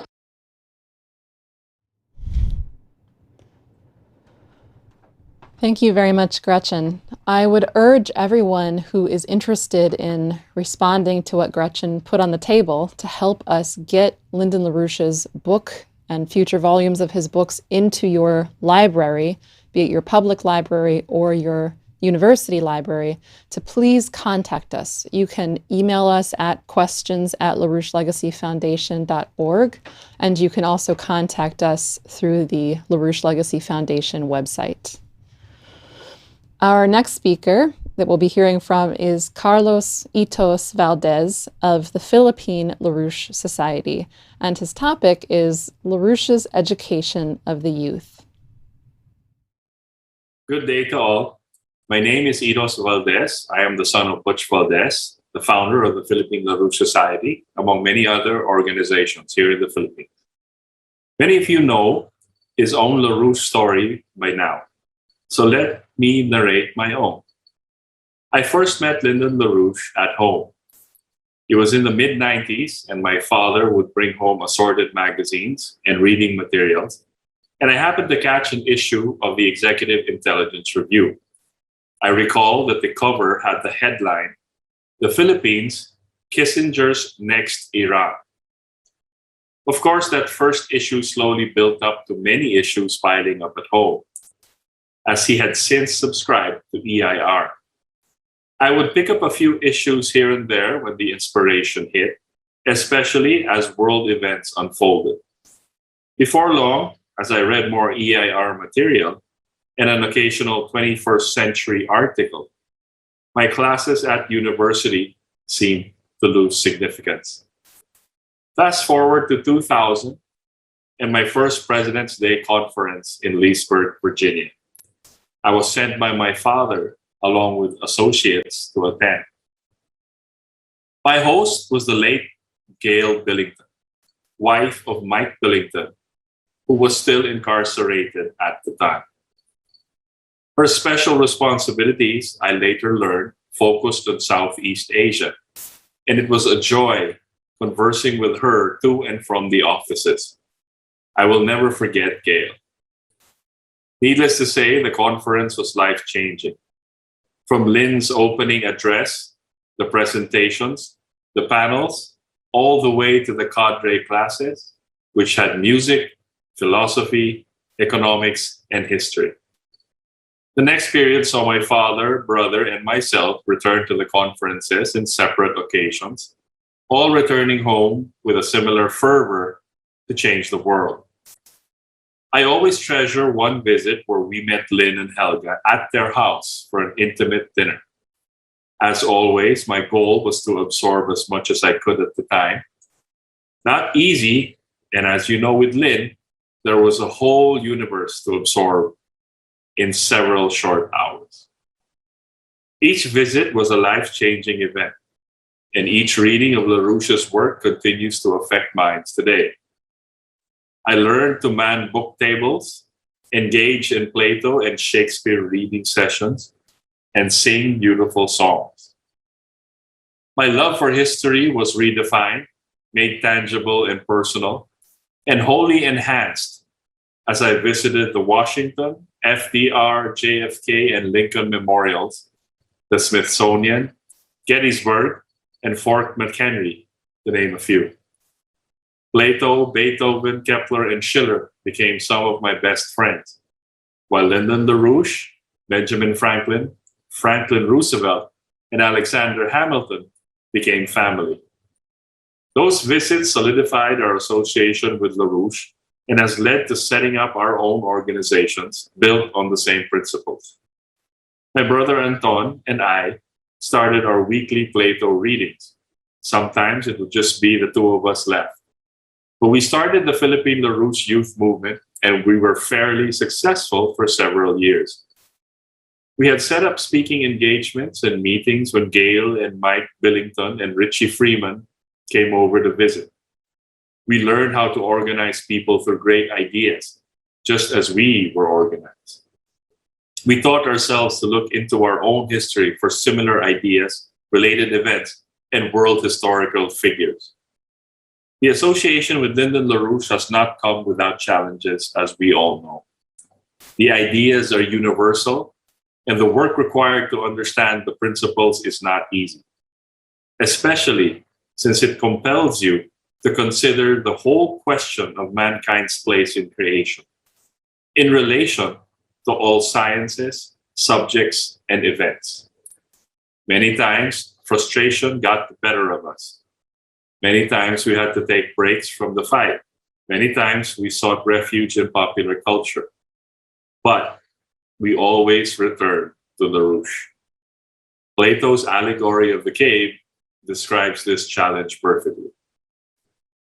LaRouche provided us the guiding principles in order to appreciate the universe and mankind's role in it, a lens in which to examine current and future history. The current history of the world has seen many upheavals, more so in the last decade, as the current financial system continues its violent breakdown, as LaRouche correctly forecast. His call for a four-power summit remains the only truthful, viable, and long-term solution, providing a profoundly beautiful alternative to the depopulists' Great Reset plans. In the Philippines, we continue to battle the oligarchical forces controlling government, as well as the decades-old dumbing down of our population amidst increasing poverty. Our resources are limited, our platform small, and our forces spread out. But, as Lynn said, the power of ideas will always win the day.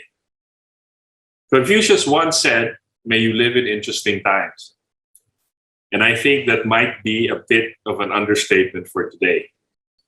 But as we continue our fight for a new world renaissance from our little corner called the Philippines, our anchor will always be the great ideas and principles learned from the LaRouche movement, the people he introduced to us, and the organizations he built.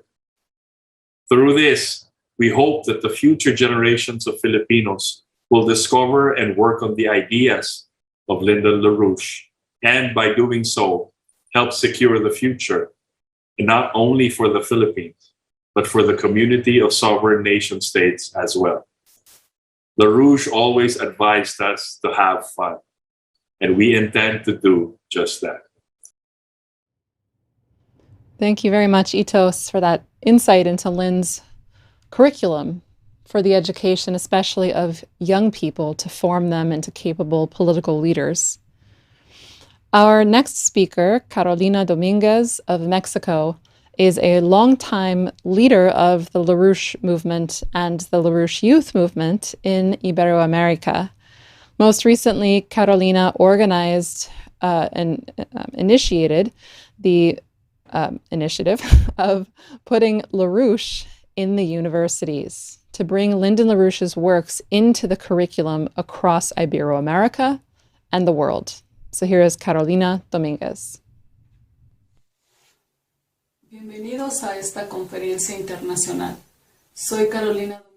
Welcome to this international conference. I'm Carolina Dominguez from the Schiller Institute in Mexico. I'm going to share with you the impact that the ideas of Lyndon LaRouche have had on the minds of many citizens, and in particular of young people. For this, I want to make a few comments about some of the dynamics that exist in the universities. Forgive me for speaking about this in the first person. Muchos de mis amigos y yo estuvimos buscando respuestas en algún momento porque los profesores. Many of my friends and I were looking for answers at a certain point because our university professors said that nothing remained to be discovered anymore, that everything had already been done, even if you got a master's degree or a doctorate. What we felt was that the only thing left to do was to settle for sort of studying what others who were born geniuses had discovered, but that we, poor students, were not going to discover anything. Not us. Let's talk instead about what you like, about parties and people.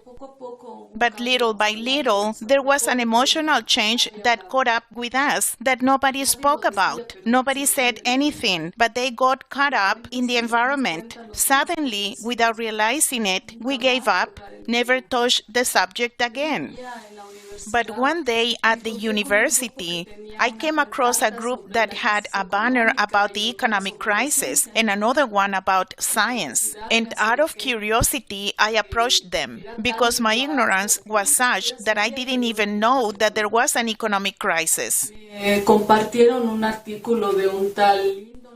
They gave me an article by a certain Lyndon LaRouche, whom I, of course, had not heard of. They had several articles about science, economics, art, music, but since I was studying science, I wasn't interested in other subjects. Again, my ignorance was on display. When I started reading the document by that Lyndon LaRouche, it was a shock. En primer lugar pensé, ¿en qué momento hay una coma? First of all, I thought, where are the commas? And then I thought, why don't I know 50% of the authors that LaRouche mentions? And above all, why don't I understand 70% of what he says? And then LaRouche provided an answer to the question that my friends and I had forgotten. There was an idea that I did understand and that stuck in my mind. This idea is that human beings have a willful capacity, that human beings have the potential and the ability to develop their mind and soul, that this is the greatest power that an individual can achieve. Y más que eso, que el universo funciona en base a leyes. And more than that the universe works based on efficient laws, and that these laws, or physical principles as LaRouche calls them, are knowable or understandable to the mind of man, because that's what we were created for. And that if you make an effort, any citizen, and this was the shock, any citizen can make a discovery or rediscovery in science, art, etc., and that this improves the well-being of the population. This hit me hard. From there, LaRouche showed me that this is the true freedom, that this is the power of ideas, the power to apply these discoveries so that our people live better. Así que de ahí viene esta So that's where campaña de this LaRouche en campaign las for LaRouche in universidades. the universities come from, because the process of shock or crisis generated by studying LaRouche must become a constant dynamic, a social dynamic. As LaRouche said, it's good to have and generate in yourself and other individuals a crisis of this type, because it makes you honest. It makes you stop faking what you are not and what you don't know.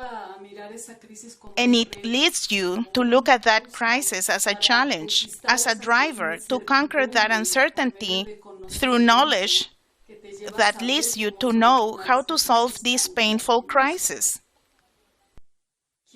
I want to share with you how LaRouche's ideas have impacted young people in particular. And after watching these videos, I want us all to think about what happened to that passion to discover, that passion that we all have, but that we kept locked up, because we think that it was not for us, that the power of ideas does not exist. LaRouche's movement reminds us that we have that potential in that, and that if you were saving that potential for a special moment, I want to tell you that that moment is now.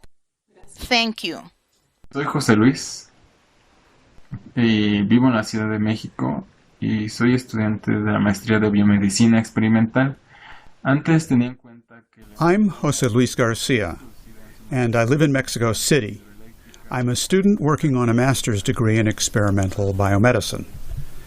Before, I was aware of the fact that electricity is produced mostly by hydroelectric and thermoelectric plants, and unfortunately, rarely by thermonuclear plants. But I wasn't fully aware that all human activities that we carry out depend directly or indirectly on the continuing production of energy, coming from a power grid that, to be precise, maintains not only the productive activity of a nation, of a civilization, but billions of human lives depend on it. precisamente el concepto de la densidad de flujo energético que se traduce en Precisely the concept of energy flux density, which translates into relative population density, which can maintain this power grid. That concept became so clear to me that it can be applied at the cellular level. Y es justamente esta capacidad de señor LaRouche de integrar. And it is precisely that ability of Mr. LaRouche to integrate various areas of knowledge and direct them to a single goal, which is the constant development of man's creative capacity, from which all existing and future sciences develop. Buenas tardes, soy Eber Alejandro Medina Martínez. Good afternoon. I'm Eber Alejandro Medina Martinez. I studied economics at the University of Guadalajara in Mexico and have worked professionally as a public policy analyst, teacher, and investment fund manager. Like most economics and social science students, my training consisted of a curriculum centered on a mechanistic, hedonistic, and individualistic view of the economy and society. Of course, the majority of students did not understand this, and since the economics program focused on the management of monetary and financial aggregates through econometric models and other kinds of statistical mathematical sophistry, hundreds of students graduated with a wrong idea about the economy, society, and human beings. The counterweight to that curriculum were some classes on Marxism, diluted in subjects such as political economy, economic history, or the philosophical history of economics. One of those professors, a strange specimen among Marxists, introduced me to the reading of Plato's Republic, which allowed me to begin to construct a general picture that explains society and the economy. Sometime later, a fascinating book by an American philosopher came into my hands that spurred my thinking. His book, So You Wish to Learn All About Economics, was a crisis inducer and led to a radical break with my long-held economic assumptions. Al descubrir los conceptos larrouchistas de infraestructura, By discovering LaRouche's concepts of infrastructure, work, technology, and energy flux density, my disquisitions became more potent and precise. I never saw the world in the same way again. LaRouche's intellectual legacy promotes a new human renaissance and a concept of man, society, politics, and the economy that aims to prevent and overcome the destruction of national economies and entire peoples by the world health crisis or by a thermonuclear war between the current superpowers. China and Russia are making positive progress in this situation. Latin America, Africa, and Asia are carrying out scattered efforts. But it is still necessary for young people to assume the historical role of generational change and position ourselves as the new creative force and the productive and intellectual power of the 21st century. Hi, I'm Wendy Gonzalez from Colombia. I work in territorial planning. Since last year, I have approached the ideas of Lyndon LaRouche, which have had a profound impact on my way of conceiving and understanding the world. Lyndon proposes in physical economy that reality is intimately linked to the ideas that we have about it, and he opens a window of possibilities to transform the physical world given the infinite creative capacity of the human mind, demonstrating that transforming the living conditions of billions of people is not a chimera. For this, it is necessary to transform our way of thinking, allowing the creative spirit of the universe to be manifest in all of us. In that way, we'll be able to achieve and create dimensions of space-time that are still mysterious. In this, the aesthetic education of the human being plays a special role, especially in classical music, because, as Beethoven said, music is a much greater revelation than all philosophy and knowledge, and that revelation is what allows us to ground ourselves as human beings. The ideas of Lyndon LaRouche have given me hope in these times of crisis of the Western civilizational project, and I consider it essential that these ideas be spread in the minds of young people to understand ourselves in terms of economics, politics, and spiritually, and guide us toward that transcending drive towards the good and love which is inherent in human beings. Thank you very much, Carolina and team. I'll just say that I think what's striking, and what I hope our audience finds striking, is the reflection of these young people today upon first encountering Lyndon LaRouche's ideas and way of thinking and the fire in the mind. The resonance of that with some of our earlier speakers who encountered the same thing more than 40 or 50 years ago. Our final speaker today of today's panel is Jose Vega, of the LaRouche youth movement in the United States, whose presentation on LaRouche's concept of durable survival is entitled, "What Makes a Society Successful?" My name is Jose Vega, and this is my presentation. Enjoy. What makes a society successful? Let's start with a quote from Lyndon LaRouche's In Defense of Common Sense. "A swimmer is rescued from the sea moments before his strength had ebbed fatally. This is momentary survival. Is this a paradigm for the successful survival of an entire society? How must we distinguish between merely momentary and durable survival?" Let's start by looking at momentary survival.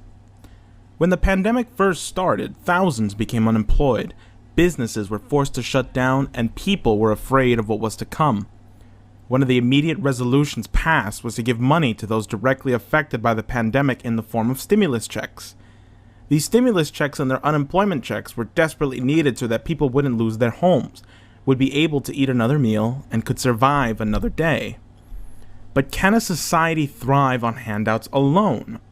Of course not. A society requires its people to be productive. Let's look at how the mentality of durable survival could have not only prevented mass unemployment and death, but require a rapid mobilization of over 1 billion people. Imagine, right when the pandemic started, you had an immediate response to build more hospitals, more sanitation facilities, more power plants. The same kind of actions implemented by FDR during the Great Depression. We would not only be prepared for this pandemic, but all potential pandemics in the future. FDR had stated that every person, regardless of station, race, or creed, had the right to adequate medical and opportunity to achieve and enjoy good health. The right to adequate protection from the economic fears of old age, sickness, accident, and unemployment. The right to a good education. In his time, the general welfare, along with public health, were mandatory commitments that the government was required to make its citizens. In this video, published in 1937 by the Works Progress Administration and the Roosevelt Administration, we see the principles of a government focused on durable survival and how that attitude defines the present. Throughout the 5 counties which comprise New York City, evidence may be seen of the permanent improvements brought about by a great program which has removed thousands from relief roads. On Governor's Island, at the tip of Manhattan, important roads have been built and several buildings have been reconstructed. At the Brooklyn Navy Yard, a number of roads have been constructed and shops and warehouses are being built or improved. In this project, WPA labor is used and funds and materials are provided by the Navy Department. At Sheepshead Bay in Brooklyn, improvements have been undertaken in which are combined many of the important features of the Works program. An area which was formerly undeveloped is the scene of a project in which employment is provided for both skilled and unskilled workers. A long bulkhead was built to reclaim land from the waters of the bay. The sanitary facilities of the area were greatly improved by the extension and reconstruction of sewers. A boulevard is being constructed on the new land filled in behind the bulkhead. In a federal art project, sculpture is being produced for schools and public buildings. Under the Works program, artists, actors, writers, and musicians contribute their share to the cultural development of the community.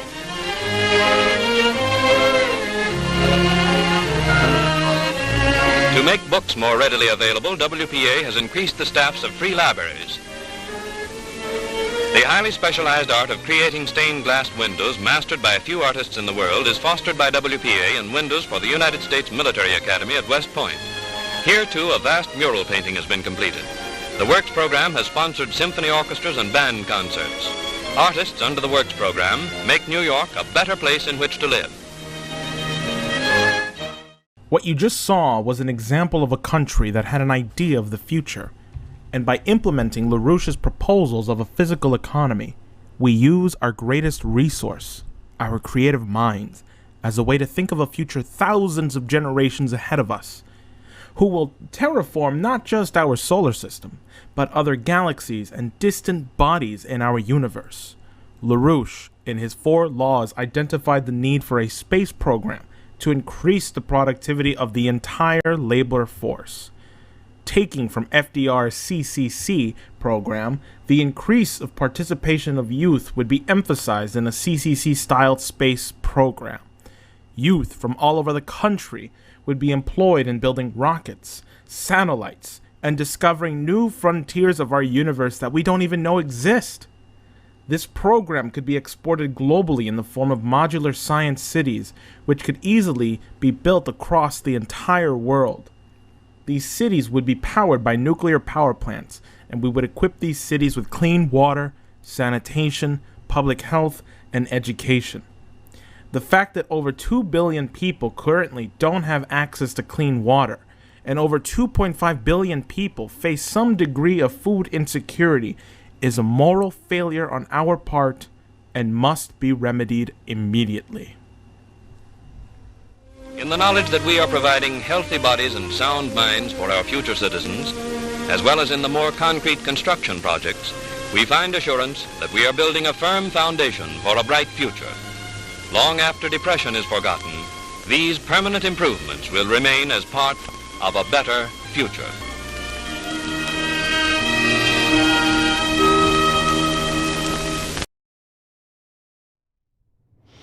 Thank you, Jose.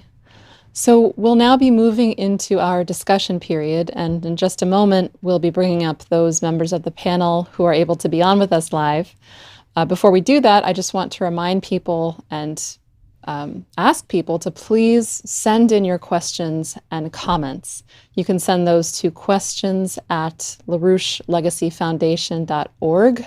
And I'll also, again, urge people to stay in touch with us. Subscribe to our YouTube channel, subscribe to our email list, which you can find on the LaRoucheLegacyFoundation.org website. So why don't we now bring up our panel, and while we're doing that, I'll give them a fair warning that what I'd first like to do is what we did last time, where I would like to ask our panelists to respond to what they've heard so far, and then after that we'll turn to questions. We've already gotten quite a few in. So why don't we start with Jacques Cheminade and just give you an opportunity to add any comments or respond to anything you've seen so far on the panel.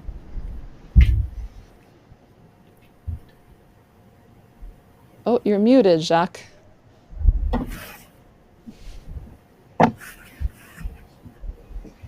I'm very happy to see through the process of discussion that we had a first LaRouche youth movement in the 60s, with Paul Gallagher being an example of it. Then we have a second LaRouche youth movement in the years 2000, and now the years 2020s, we have a third LaRouche youth movement. So all these LaRouche movements create an accumulation of power, and this accumulation of power has to be better and better. So you have this sense through the discussion of improvement. And this improvement is so necessary in this historical moment, which is the moment of danger of the pandemics, danger of war, danger of lack of conditions for a true human life.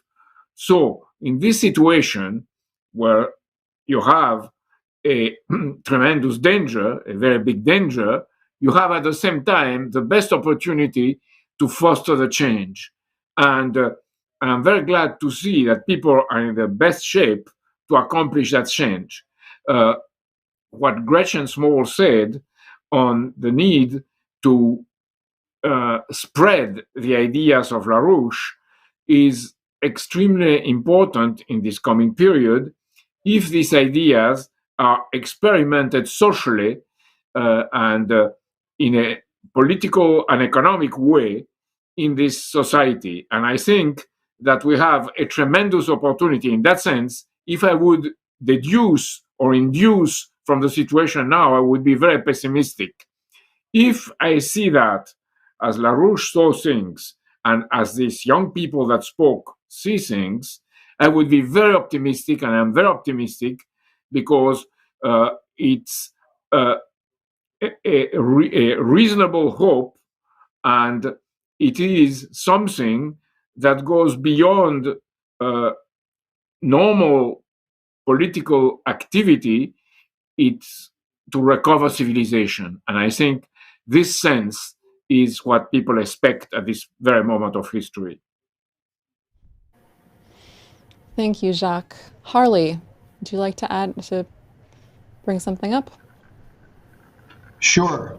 I think reflecting on what Jacques just said, one of the points Lynn always made in discussions when I was young, when I first met him, was that there's no such thing as current events. You have to see your life as being a part of a history, part of an arc of history.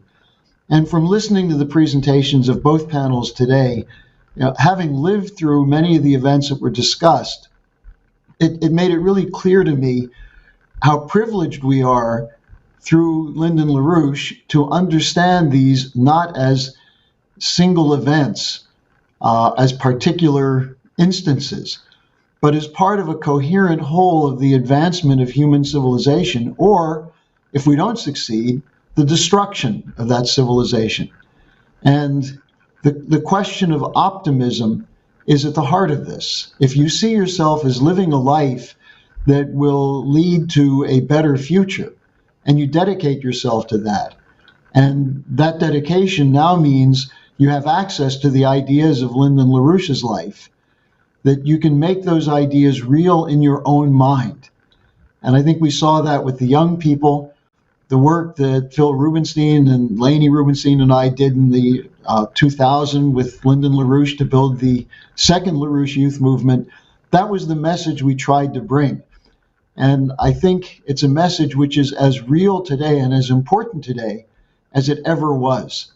And so I find this conference quite invigorating and generating a renewed optimism. And of course, I'm always an optimistic guy, but I think this is something that just is quite profound. And I hope people got the full sense from this whole conference of the moment of opportunity that we have in front of us. Great, thank you, Harley. Why don't I turn now to Roberto Fritzsche and see if you have anything you would like to add now that we've been through the entire panel. I'll just remind you to please pause to allow time for the consecutive interpretation. Por supuesto, expresar mi enorme Yes, alegría. of course, I'd like to express my joy for this meeting. Colegas, I would like to take this opportunity to express my gratitude for participating in this excellent discussion with all of my colleagues present today. brindando el optimismo que también expresaba Lyndon LaRouche. We're also expressing the great optimism that Lyndon LaRouche also expressed. Respecto al futuro de la humanidad, y que está en nosotros. With regard to the future of humanity, and with regard to us, la construcción de una nueva economía en base a estos nuevos paradigmas establecidos por Lyndon.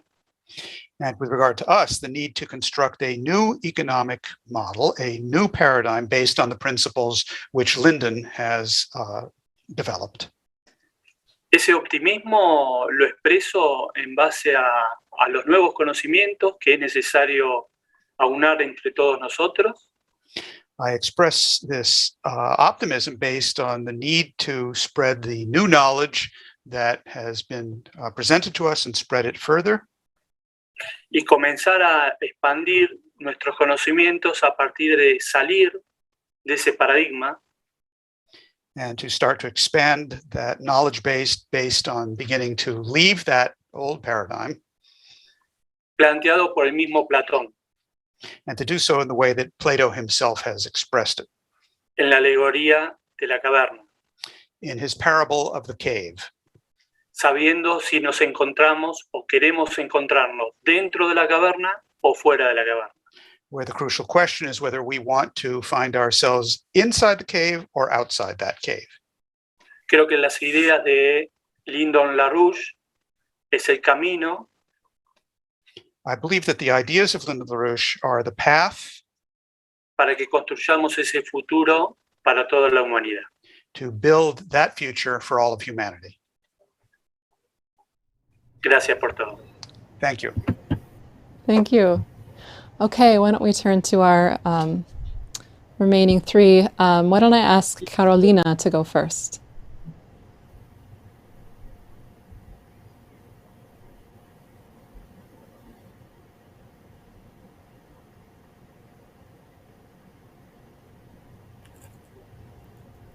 Carolina, go ahead. ¿Puedo comentar algo? Hola. Hola, hola a todos. Hi, hello to Solo everybody. quería comentar que la creación del movimiento de jóvenes aquí en México empezó con visitas que hubo de Harley. I just wanted to say that the creation of the youth movement here in the Mexico. Carolina, remember to pause. Sí, Carolina, hay que hacer pausa. Un momento. I just wanted to say that in the beginning of the youth movement that was created here in Mexico, it began with the visits and classes of Harley, of Dennis, and others. Enseñándonos que la economía, el arte y la música tienen un propósito moral. And they were teaching us that economics, art, and music have a moral purpose. Y que esto fue el comienzo de un movimiento muy grande. And that this was the beginning of a very big movement.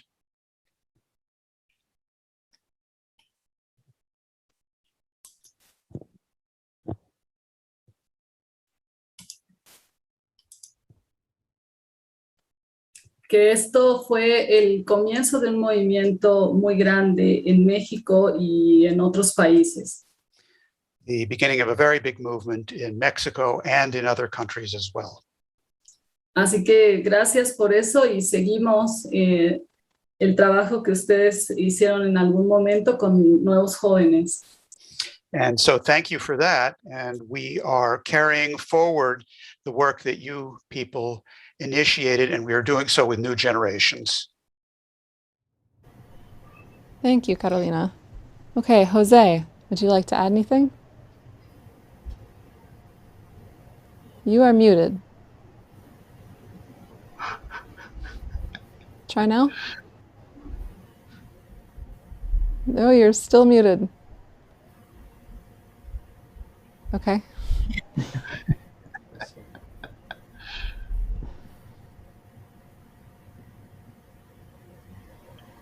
Let's give it. No, we can't hear. Okay, I'm going to turn to Gretchen and we'll come back to you. Okay, Gretchen, go ahead. Now you're muted. Oh, so I've been unmuted the whole time, I guess. Yeah, that's better. Okay, didn't even know. This would maybe seem like a funny thing to say, but one of the things that is notable in most of the discussions we've heard from many people who knew Lynn spoke about his love of telling people, telling us, have fun. And that's who Lynn was. I often thought when he was running for president, we should put out a very simple bumper sticker, which was something along the lines of vote LaRouche, vote human for a change. And I think this is the other thing that you hear in all of us who've spoken along the way, including those in the morning panel, is that people people remember either their first encounter with LaRouche, their first encounter, whether it's reading, whether it's was hearing him speak, whatever, or meeting him personally, for those of us who were lucky to have had that opportunity. And it had an impact. It was from the very beginning, you knew you'd had touch with an opportunity to not be little. I mean, when the tape, the clip of him from his September 2000 speech, I believe it was, at the beginning of this whole seminar, where he talked through what it means, he discussed he addressed the innate quality in all human beings that the oligarchy attempts to crush at every opportunity, but the innate desire not just to live, but to have one's life contribute to the greater development of the human race. And so when he discusses that opportunity, that he said, I saw what I had to do. And when you join me in this, you are no longer little. You are no longer a little person in a little town, with little impact upon the world. But you, in joining this, can actually participate in the development of the universe as a whole. And that's what people respond to. That's what, as youth, those of us who met him when we were youth, other people came along with. Fred Huenefeld came forward with the same thing. I think the most exciting thing from today is if you look at the scope of the international places where we have people saying, look, LaRouche is critical to my ability, the ability of my country to participate in the great task of civilization. And I've used him as a basis for making decisions. I've learned from him. I want other people to learn from him. I mean, this is Russia, China, France, Argentina, Mexico. I mean, across the world. We know there are people listening in Africa who send out messages to their friends in Africa along the same kind of lines. I think this is pretty exciting. And we can, by bringing Lynn, we can both save the human race and save that quality of people that people are looking for in their own lives. That's an initial thought in reaction to this. Okay. I heard we've solved Jose's audio problem. Did we? Have we? Can I Yes, be heard? You can be heard. Oh, great. Okay. I have nothing to say. That's it. I'm just really privileged and happy to be on this panel with people who know much more than I do. Okay, fair enough. We'll get ready because we'll have some questions coming your way. Okay, I also heard that we have Senator Theo Mitchell available, so I'd like to add him here because I have a question that I would like to pose and include him, ask him to respond to, among others. So the question comes from Gerardo Castilleja, and this is a question that was posed originally to Joseph McCloskey on panel 1, but I think it's appropriate for our discussion here. So the question is this. As someone who knew the works and personality of LaRouche, how do you think that those works, his life and discoveries, will be seen over the coming centuries? And as a professor, how would you shape a university program based on LaRouche's discoveries? How do you think that the youth of the future can take advantage of and even surpass LaRouche's discoveries? So first, I'd like to ask Senator Mitchell if he has any thoughts in response to that question. Oh, you're muted, Senator Mitchell.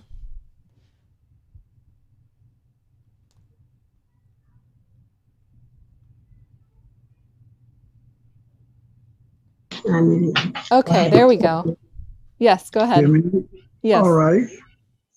Well, basically, you look at the panel, you look at the participants, you look at the places in which LaRouche has left his legacy in the people, the young people. The whole thing about it is that is the legacy that Lynn worked so hard for to believe in and to lead. As a result,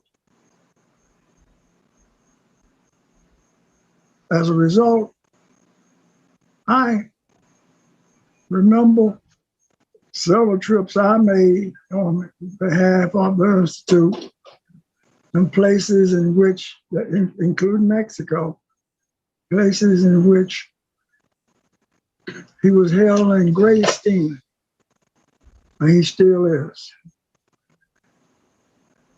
I haven't heard any comment on his main foe. That was the International Monetary Fund, who he felt exploited the poor and fattened the rich. As a result, he detested it and did all he could to abolish it. As a result, I have no idea where things stand now, since I my seniority has put me on the back burner for a while. But as a result, remember all the data that he provided for the Executive Intelligence Review, EIR, and the information that he disseminated. He's a walking encyclopedia, a man who basically said no. I was so proud to have the opportunity to introduce him to the National Conference of Black State Legislators who tried to assist him. I was proud to be able to work the Cannon Building and the Russell Building in regards to some of his programs. Redden Woods, Glass-Steagall, all those matters that we aren't here now. I don't hear. But and then to see Harley Slater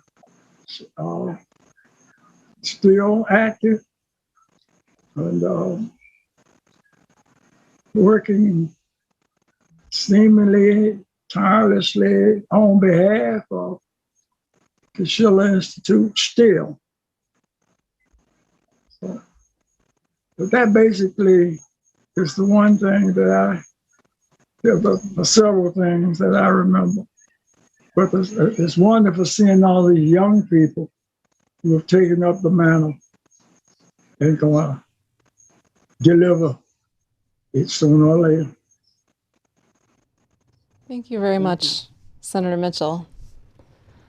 I'd like to turn with our question. I'd like to see if Carolina has a response to it, and then we'll open it up and see if anyone else does.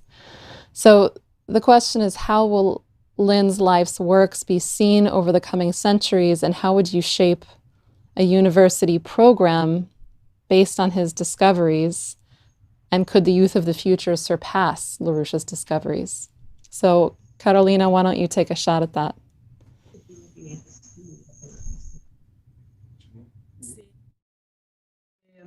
Pues yo creo que el reto es primero entender los descubrimientos de LaRouche. I think the first challenge is to actually study and understand LaRouche's discoveries and discoveries. Y yo creo que quisiera aclarar que el trabajo de LaRouche, y por lo que lo estamos estudiando, no es una cuestión académica. And I would like to clarify that the issue of LaRouche and the reason that we're studying him is not an academic matter. Es porque hemos descubierto, todos los que hemos estado en el movimiento, o algunos amigos también. It's because we've all discovered, those of us who are in the movement and some friends as well, que si tú tomas una idea de las que LaRouche menciona, that if you take up one of the ideas that LaRouche mentions, puedes escoger a Kepler, Leibniz, Beethoven, whether that be Kepler or Leibniz or Beethoven, y desarrollas la idea que LaRouche menciona en uno de sus artículos, cualquiera. and then develop out the ideas that LaRouche mentions in one of his articles, any one of his articles. Te puede llevar meses o años, depende tu avance. It can take you months or even years, depending on how far you have advanced. Pero cuando entiendes esa idea, But when you do understand that idea, eso te da una fuerza, te da coraje para defender. that gives you strength, that gives you courage to defend. Cuando vas a la oficina de un congresista When you go to the office of a congressman a hablarle de economía física, to talk to him about physical economy, y como él es políticamente correcto, no te va a correr de su oficina. and since he is politically correct, he's not going to run you out of his office. Pero te va a decir que lo va a leer después. But what he'll tell you is, oh, I'll read that later. Y entonces tú tienes la fuerza para decir, no, ahora ahora lo vamos a hablar. And you have to have the strength to tell him, no, we're going to talk about this now. ¿Y por qué tienes esa fuerza? Porque lo volviste tuyo. Es algo que tú descubriste. And where does that strength come from? Why do you have that strength? Because it's something which you developed. It's something which you discovered as well. Y eso lo llevamos a todas las áreas de la sociedad. And that is what we take to all areas of society. Saber que lo que estás proponiendo, que es lo que decía LaRouche, To know that what you're proposing, what LaRouche said, porque era correcto. why that is correct. Y esto hace que otras personas vean dentro de sí esa fuerza también. And this allows other people to see within themselves that same strength as well. Y quieran estudiar a LaRouche And that will make them want to study LaRouche, para sentir ese mismo coraje de defender to be able to feel themselves that same strength, that same courage to be willing to defend a su gente. their own people. Y esto es lo que tratamos de inculcar en los nuevos jóvenes que están participando. And this is what we try to inculcate in the new youth that are participating in our activities. No se trata de que sean más inteligentes, It's not a matter of them being more intelligent. se trata de que sean morales What's at issue is that they be more moral y lleven estas ideas a la práctica and carry these ideas out into practice. e inspirar a otros a hacerlo también. And in that way, inspire others to do the same thing. Así es como yo lo veo. That's how I see it. Thank you, Carolina. I'm interested to see if either Jacques or Harley has a response, being part of the first LaRouche youth movement and also helping to recruit the second. Yes, Jacques, go ahead. Oh, you're muted again. We have a spat of this on this panel. It's just because I'm shy. The way LaRouche and his writings are going to be seen in the future depends on what we are going to do now. And that's our challenge. If we do it properly, I'm not worried. What I'm worried is if we don't do what we have to do, the real danger is that there won't be a society in the future, a human society, because we are in a moment of history where a few people should take responsibility for all. And I think these young people from Latin America, from Ibero-America, are precisely challengers for that, and I thank them for that. And I have also to add something to Jose Vega, who was even more shy than me. He has to say something about Romeo and Juliet, because it's exactly what's happening today and much worse.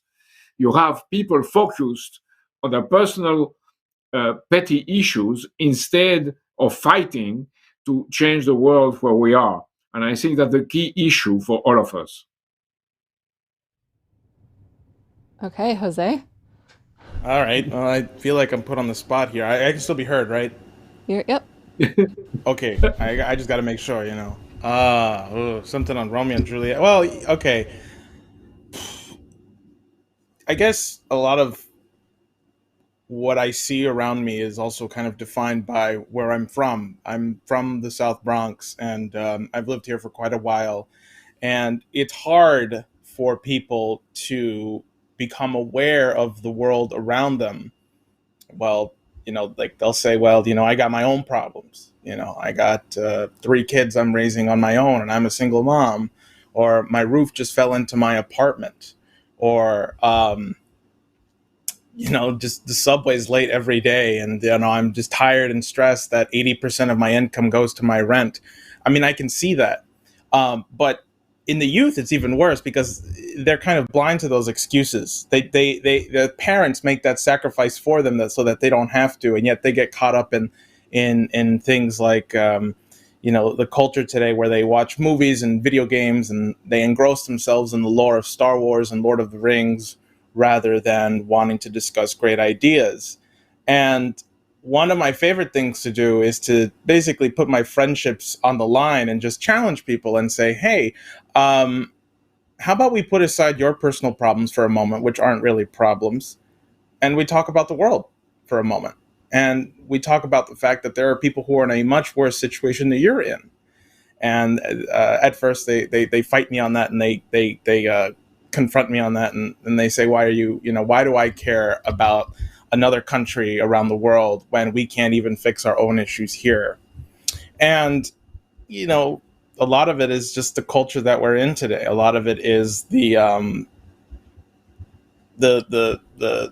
suicidal culture we're in, where you have a rate of young people today killing themselves because they see no purpose on themselves, or they're told that they're a plague on this earth. And so one of the ways that I fix it is to just go at that axiom. So when I do challenge them, it actually kind of seems ridiculous, their problems. Here's an example to try and clarify what I'm trying to say. I have many friends who, are surrounded in the drug culture. And when we go into why it is that they are actually involved in what they do, why they'd rather smoke pot every day and play video games all day rather than confront the world, well, we get to the real issue. It's not that they don't see themselves as great people or anything. It's that they don't think they can do anything about it because of the culture and the world that they're surrounded in. And when we made that discovery, we had an hour-long discussion as to what exactly can we do, because we're not politicians, we have no power, so on and so forth, or so they think. So just to kind of wrap up what I'm trying to say, the culture has given people an excuse to say, well, I have no power, and the only thing I am is an animal and a pollutant, so I might as well enjoy the time that I'm here on this earth, rather than actually fix the problems. So I hope that's adequate. Thank you, Jose. Harley. Yeah, Jose is absolutely on target in his comments. Helga LaRouche the other day asked this question in the webcast we did: how did the world get into such horrible shape? And I think if you look at what all the work that Lynn did, so much of it is centered around the attack on classical culture, the deliberate attempt to destroy the idea of that's at the center of classical culture, the creative potential of man, the development of true empathy for your fellow citizen. And if you attack that, if you take that away, and you reduce people to being creatures of senses, the Hobbesian view that we're in a Darwinian struggle, we're in a jungle, it's a fight of each against all. Once you take away the potential to engage in beauty through great poetry, great drama, the tragic dramas of Shakespeare and Schiller, for example, so that you're left with soap operas and rap and drug culture and country western, typified by such songs as "If you want to keep the beer real cold, put it next to my ex-wife's heart." When people are in that kind of a cultural environment, it becomes almost impossible to look at the prospect for what it would mean to create 1.5 billion jobs building a global transport system. So I think one of the great contributions of Lynn is to make the connection between culture, science, and economics. And I think that's something that I hope 100, 200, 300 years from now, people will look back at the work of Lyndon LaRouche and see that his work on that enabled us to escape the horrible culture that was created deliberately by an oligarchy out to destroy man. Okay. I'd like to keep this topic on the burner here, but first I want to go to a question which has come in to our two speakers from Argentina. So obviously I'll ask Roberto Fritzsche to respond. The question is, what are your plans to expand the application of LaRouche's ideas in your country? For example, and I hope I pronounced this correctly, for example, what about the province of Tucumán, which borders the brother nations of Bolivia and Peru, and elsewhere, so as to make us a single nation? a suggestion. The LaRouche youth could disseminate LaRouche's ideas on physical economy in schools and polytechnical universities. Thank you for your excellent presentations and regards from France.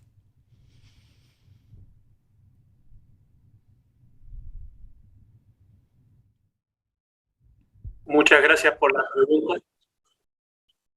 Thank you very much for the question. Muchas gracias por la pregunta. Quizás la respuesta que no solamente aborda a la Argentina, sino a todas las regiones del mundo, Perhaps the answer to address the problem not only of Argentina, but of all areas of the world es cómo unificamos los criterios para que en este periodo tan histórico que estamos atravesando, which is how to unite our views, our thinking, such that in this extremely critical moment of history that we're going through, tengamos los motivos más que suficientes para unificar a la humanidad, that we have the necessary and sufficient motives to unite humanity en la base de un nuevo Bretton Woods on the basis of a new Bretton Woods que procure la no diferenciación entre primer mundo, segundo mundo y tercer mundo, to not differentiate between the first world, the second world, and the third world, en base a convocar las fuerzas creativas y productivas on the basis of calling forth both the creative and the productive powers of all of the people. Relacionadas con la energía, as this relates to energy matters, con el transporte que sería multimodal, as it relates to transportation, and this would have a multimodal form, y con todas esas nuevas formas de complementación que hoy tenemos en la humanidad presente, como with all of those forms to be able to complement these matters that we have present in today's world, la generación de energía a través de la fusión nuclear, such as generating energy through nuclear fusion power. Estos desarrollos productivos Such productive development tienen una traza en común con todos los pueblos de la humanidad. Como por ejemplo, are matters of great importance to every country in the world. For example, lo hace China con la ruta de la seda. Such as China is carrying out with the New Silk Road. Esa misma ruta de la seda podría ser la que se pueda llegar a implementar en Latinoamérica.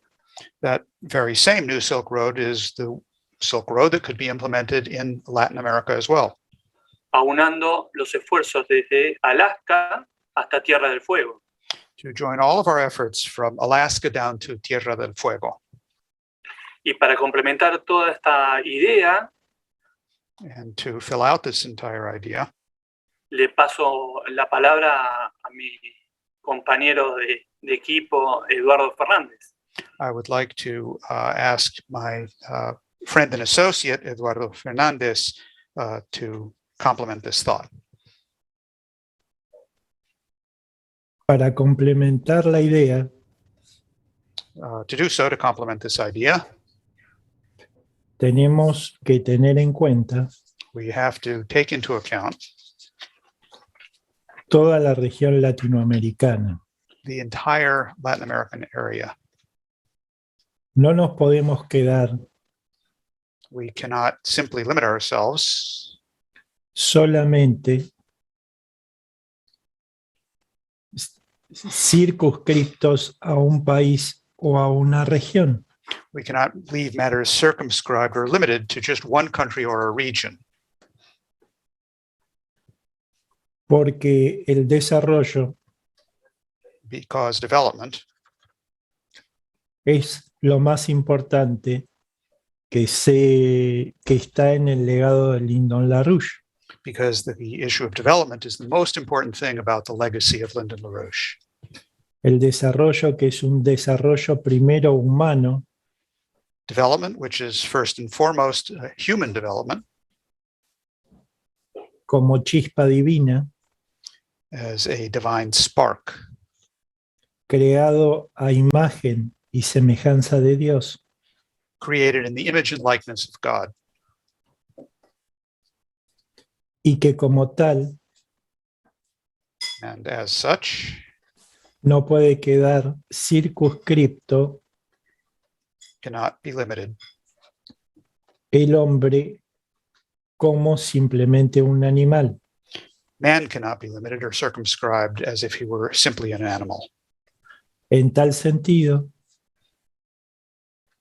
So in that lo que regard, tenemos que pensar what we have to keep in mind es que primero está el desarrollo humano y moral, is that first and foremost is man's human and moral development. el desarrollo psico-sociocultural, es decir, la psiquis del hombre, The psychosocial cultural development of man, that is, of social aspect of man, entender que una sociedad and to understand no that, se realiza that a society does not fulfill itself si el conjunto de los hombres de esa sociedad no se realizan. if all of the men and women of that society are not able to fulfill themselves. Y teniendo una cultura que tienda al desarrollo humano y no a la contracultura del rock y las drogas. And to have a culture pointing in the direction of human development and not a counterculture of rock and drugs. Por eso, la economía y este desarrollo tienen que ir de la mano. That is why the economy and this development has to go hand in hand with La economía física tiene que estar en manos de hombres morales. the physical economy has to be in the hands of moral human beings Y no en manos de hombres viles. and not in the hands of evil men.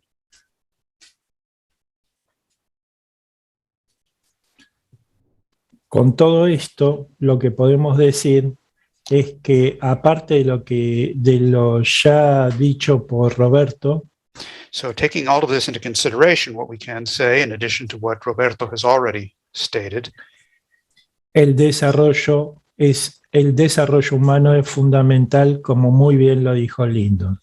Muchas gracias. that human development is absolutely fundamental, as Lyndon LaRouche correctly stated. Thank you very much.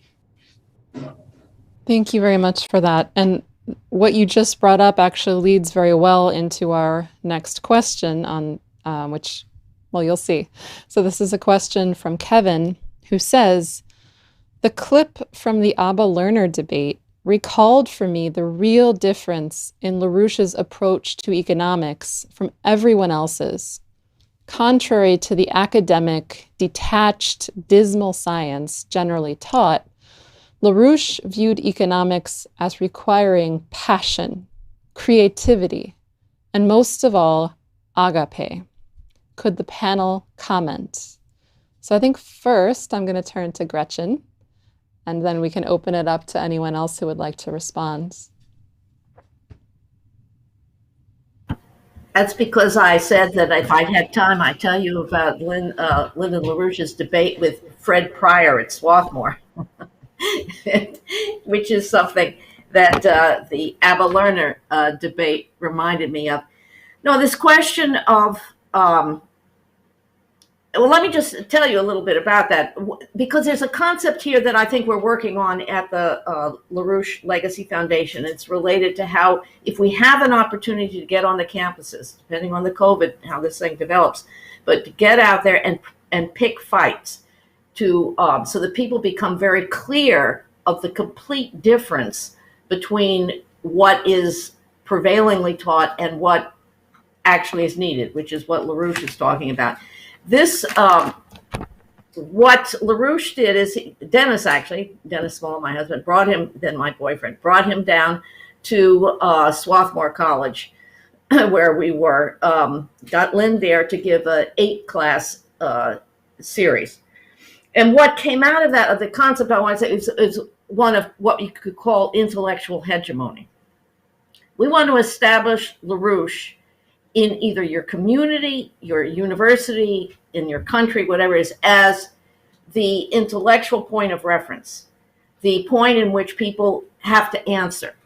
That's what, when you've gotten that, that's what we call intellectual hegemony in that sense. Not that everybody agrees with you by any means, but that people have to answer in their own minds what they think, what their axioms are, as compared to what Mr. LaRouche is saying. And it is very small. Swarthmore was a small college, maybe 1,500 students at the time, maybe 1,600. But I can tell you that LaRouche came in.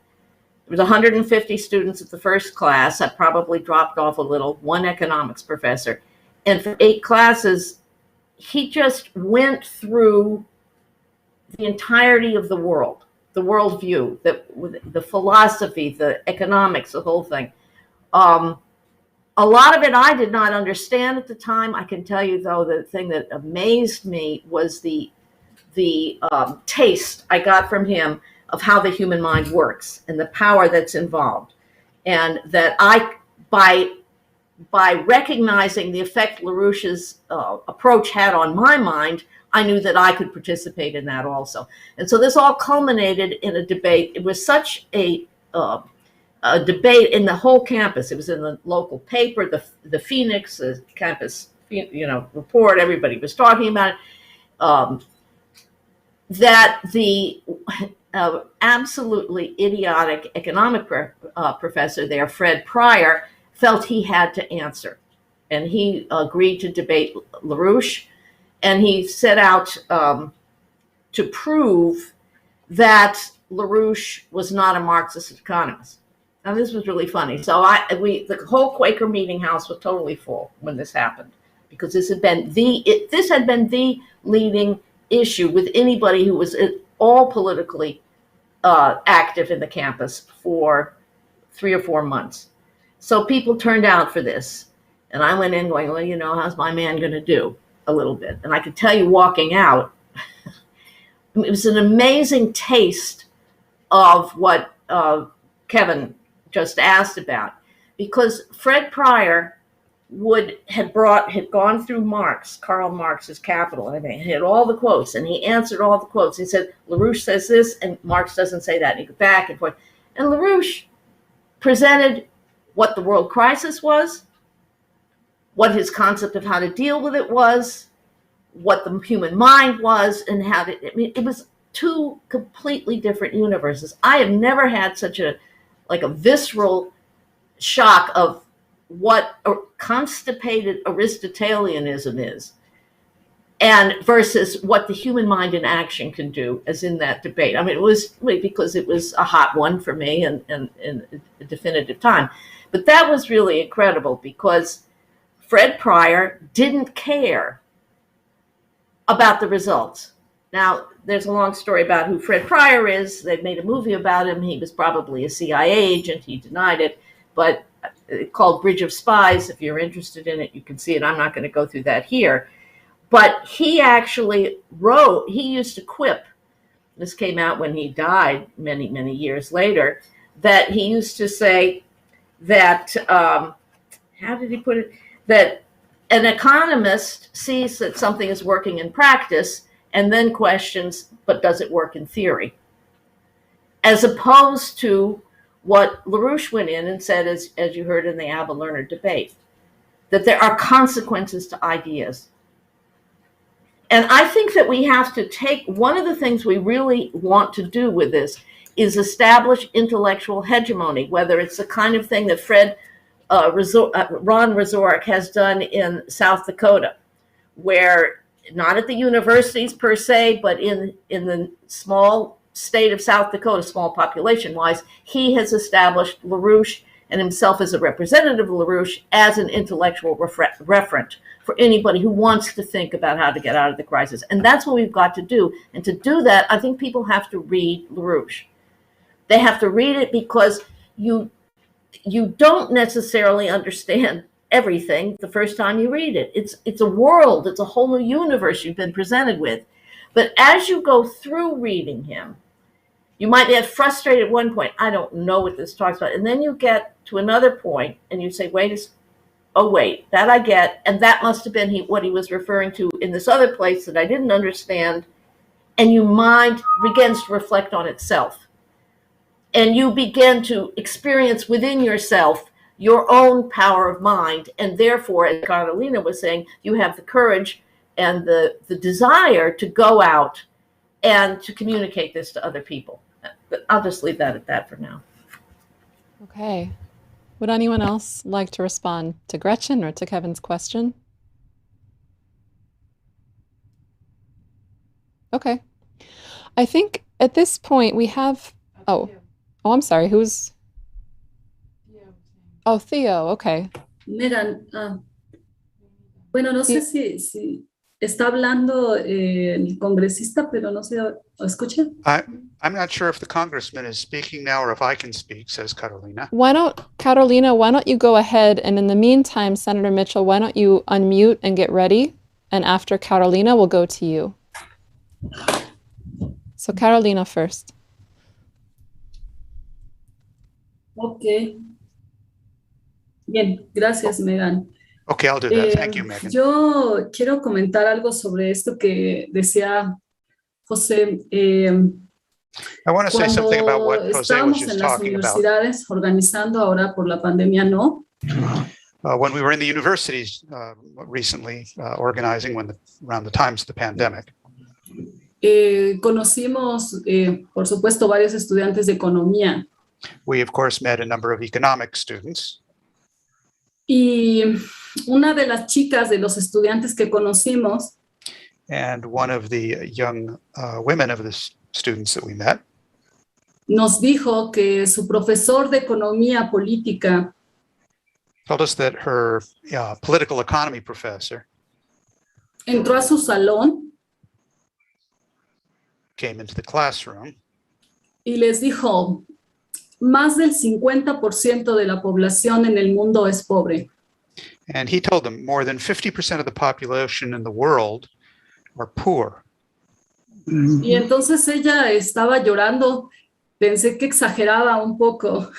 And she was crying. I thought she was overdoing it a bit. Pero ella dijo que estaba llorando porque su profesor le dijo. But she said the reason that she was crying is that her professor told her que el objetivo de esa universidad, that the purpose and goal of that university, una de las mejores de mi país, which is one of the best universities in my country, el objetivo de los estudiantes de economía es ser de 50% de la gente que es rica. That the objective for the economic students is to be in that 50% of people who are rich. Y entonces ella pensaba que le iban a enseñar cómo sacar a ese 50% de la pobreza. So she thought that the idea was they were going to teach her how to lift the other 50% out of poverty. Pero no era la idea. But that was not the idea. Esto lo menciono porque muchos de los profesores que están en las universidades And I mention this because many of the professors at the universities son ganapanes. Are paid scholars. Solo les importa el salario y que sus alumnos nunca lo superen. The only thing they are concerned about is their wages and to make sure that their students never do better than they have done. Y si tienen que matar el alma de sus estudiantes, lo van a hacer. And if to do that, they have to kill off the soul of their students, they will do that. Y cuando tú conoces a LaRouche, but when you get to know LaRouche, y te dice que la economía es para mejorar el nivel de vida de la población, and he tells you that the economy is in order to improve the standard of living of the population. En el mismo proceso que son felices. In the same process, being happy. Confrontas a esos profesores. You confront those professors. Y muchos de nosotros hicimos eso. And many of us did just that. Y nos reprobaban, And they flunked us. nos corrían de la escuela, They threw us out of school. cancelaban nuestras conferencias. They canceled our conferences that we organized. Pero LaRouche, cuando nos hablaba de esos profesores, decía que teníamos que inspirarlos a ser mejores personas porque lo habían perdido. But when LaRouche talked to us about those professors, he said we had to inspire them to be better people because they had lost something. Y yo creo que esto es parte del ágape. And I believe this is part of agape. El sentir la necesidad de transmitir a otro una idea que tú has descubierto como cierta.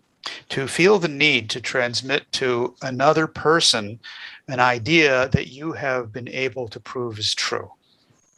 Y que el coraje, no enojo, sino fuerza interna, And that the courage to do this, not anger, but the internal strength to do it, viene de saber lo que te robaron.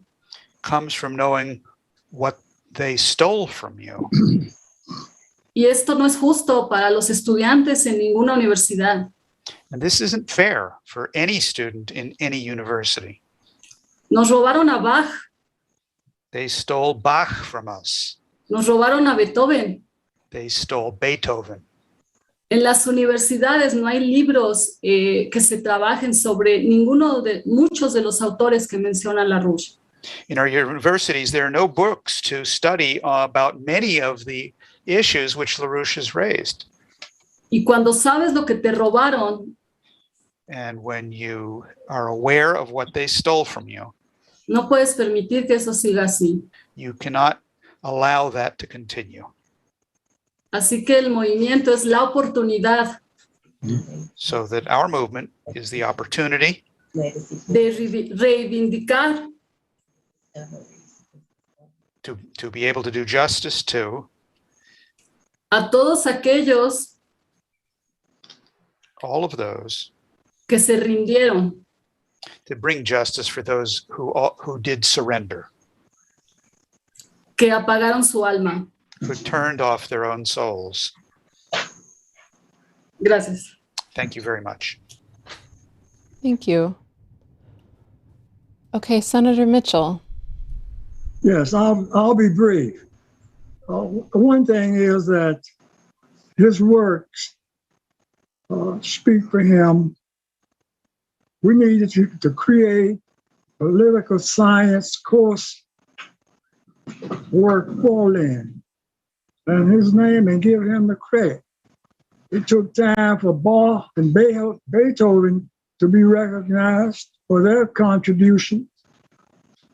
And consequently, this is the role legacy could play in bringing about a number of the things that our friend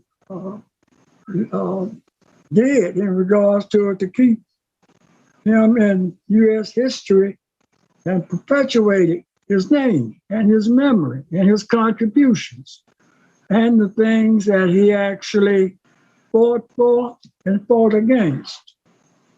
He was a victim of the Justice Department for 5 years, came out, no bitterness, but yet he was never given the credit that he actually established a Swarthmore or the Black Caucus Foundation or contribution or what have you. You need to be on the university campus, the college campus. His works need to be known. They need to be expanded. Because boards of the International Monetary Fund stealing money from poor people to keep them poor. Now, he was right. Over 50% of the time the land was among us were poor. Over 50%. And as a result, his name and legacy should be perpetuated and remembered for all time for working for poor people and standing up for sick people and making no excuse for anybody except that they stole the money that was meant for people to benefit from. Thank you. Thank you very much, Senator Mitchell. And because we're coming up on time, I'm going to let what Senator Mitchell just said be the beginning of our closing remarks. I also, Senator Mitchell, want to thank you for your tireless, unending fight for justice. Thank you. Thank you. So why don't we turn for brief closing remarks, because as I said, we are running up on time here. Why don't we start with Roberto Fritzsche and see if there's anything you'd like to add?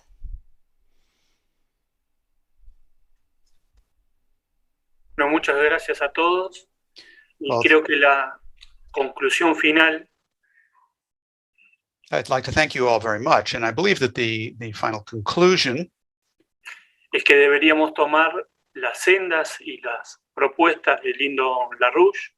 Is that we should take up the path and the proposals of Lyndon LaRouche en cuanto a la inversión en ciencia, tecnología with regard y conocimiento. With regard to investment in science and technology. Además que en salud. Tendrían que ser conceptos universales. And in health as well, and we have to base this on universal concepts. China tiene más de 8 millones de egresados universitarios por año. China has more than 8 million university graduates every year. El deber nuestro como comunidad mundial, our responsibility as a world community, es unificar los criterios de salud y ciencia universales. Is to adopt joint health and universal education policies and do so universally. En base a criterios humanistas, on the basis of humanist conceptions, y de amor por la humanidad. And love of humanity. Muchas gracias. Thank you. Thank you. Okay, Carolina, is there anything you'd like to add?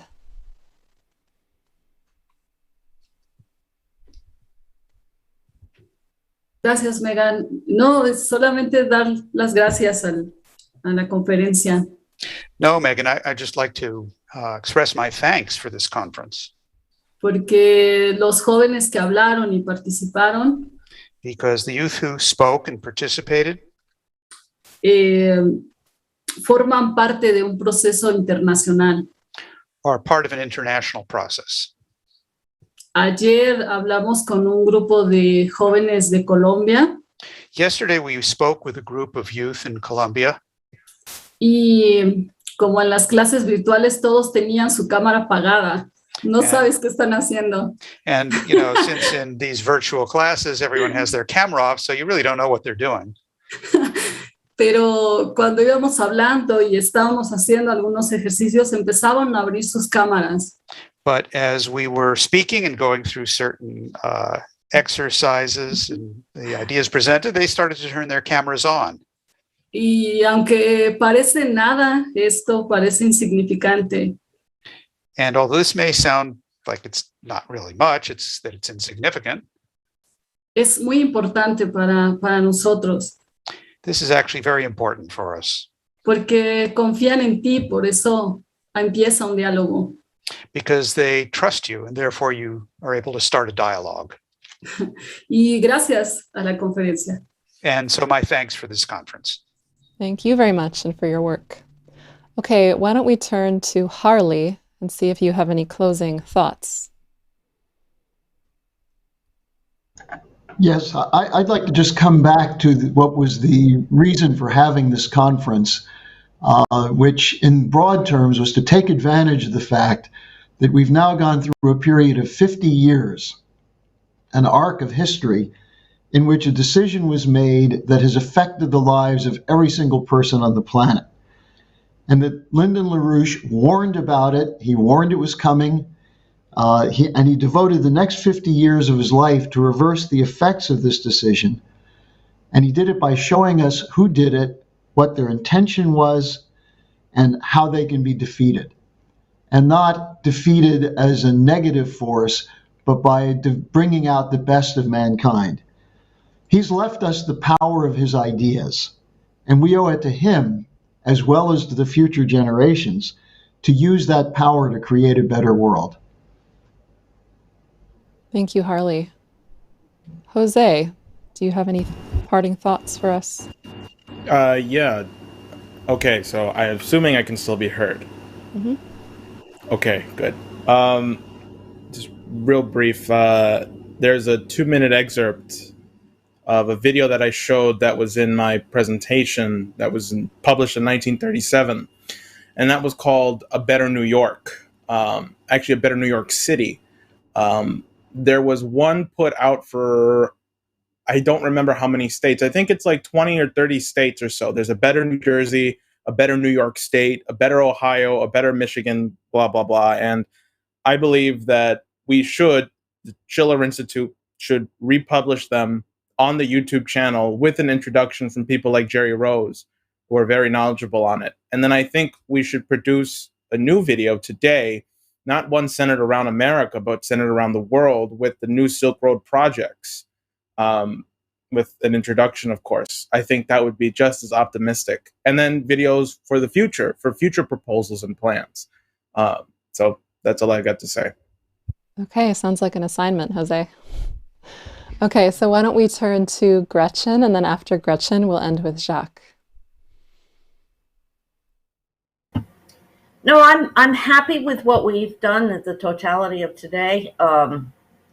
I think that we have some projects coming up that the LaRouche Legacy Foundation can really take off. We have joint projects we have been proposed and discussed for Russia in particular, scientific work, which would be absolutely crucial for all of humanity to develop. We've got some ideas of how to get it into the universities, to get it into the communities.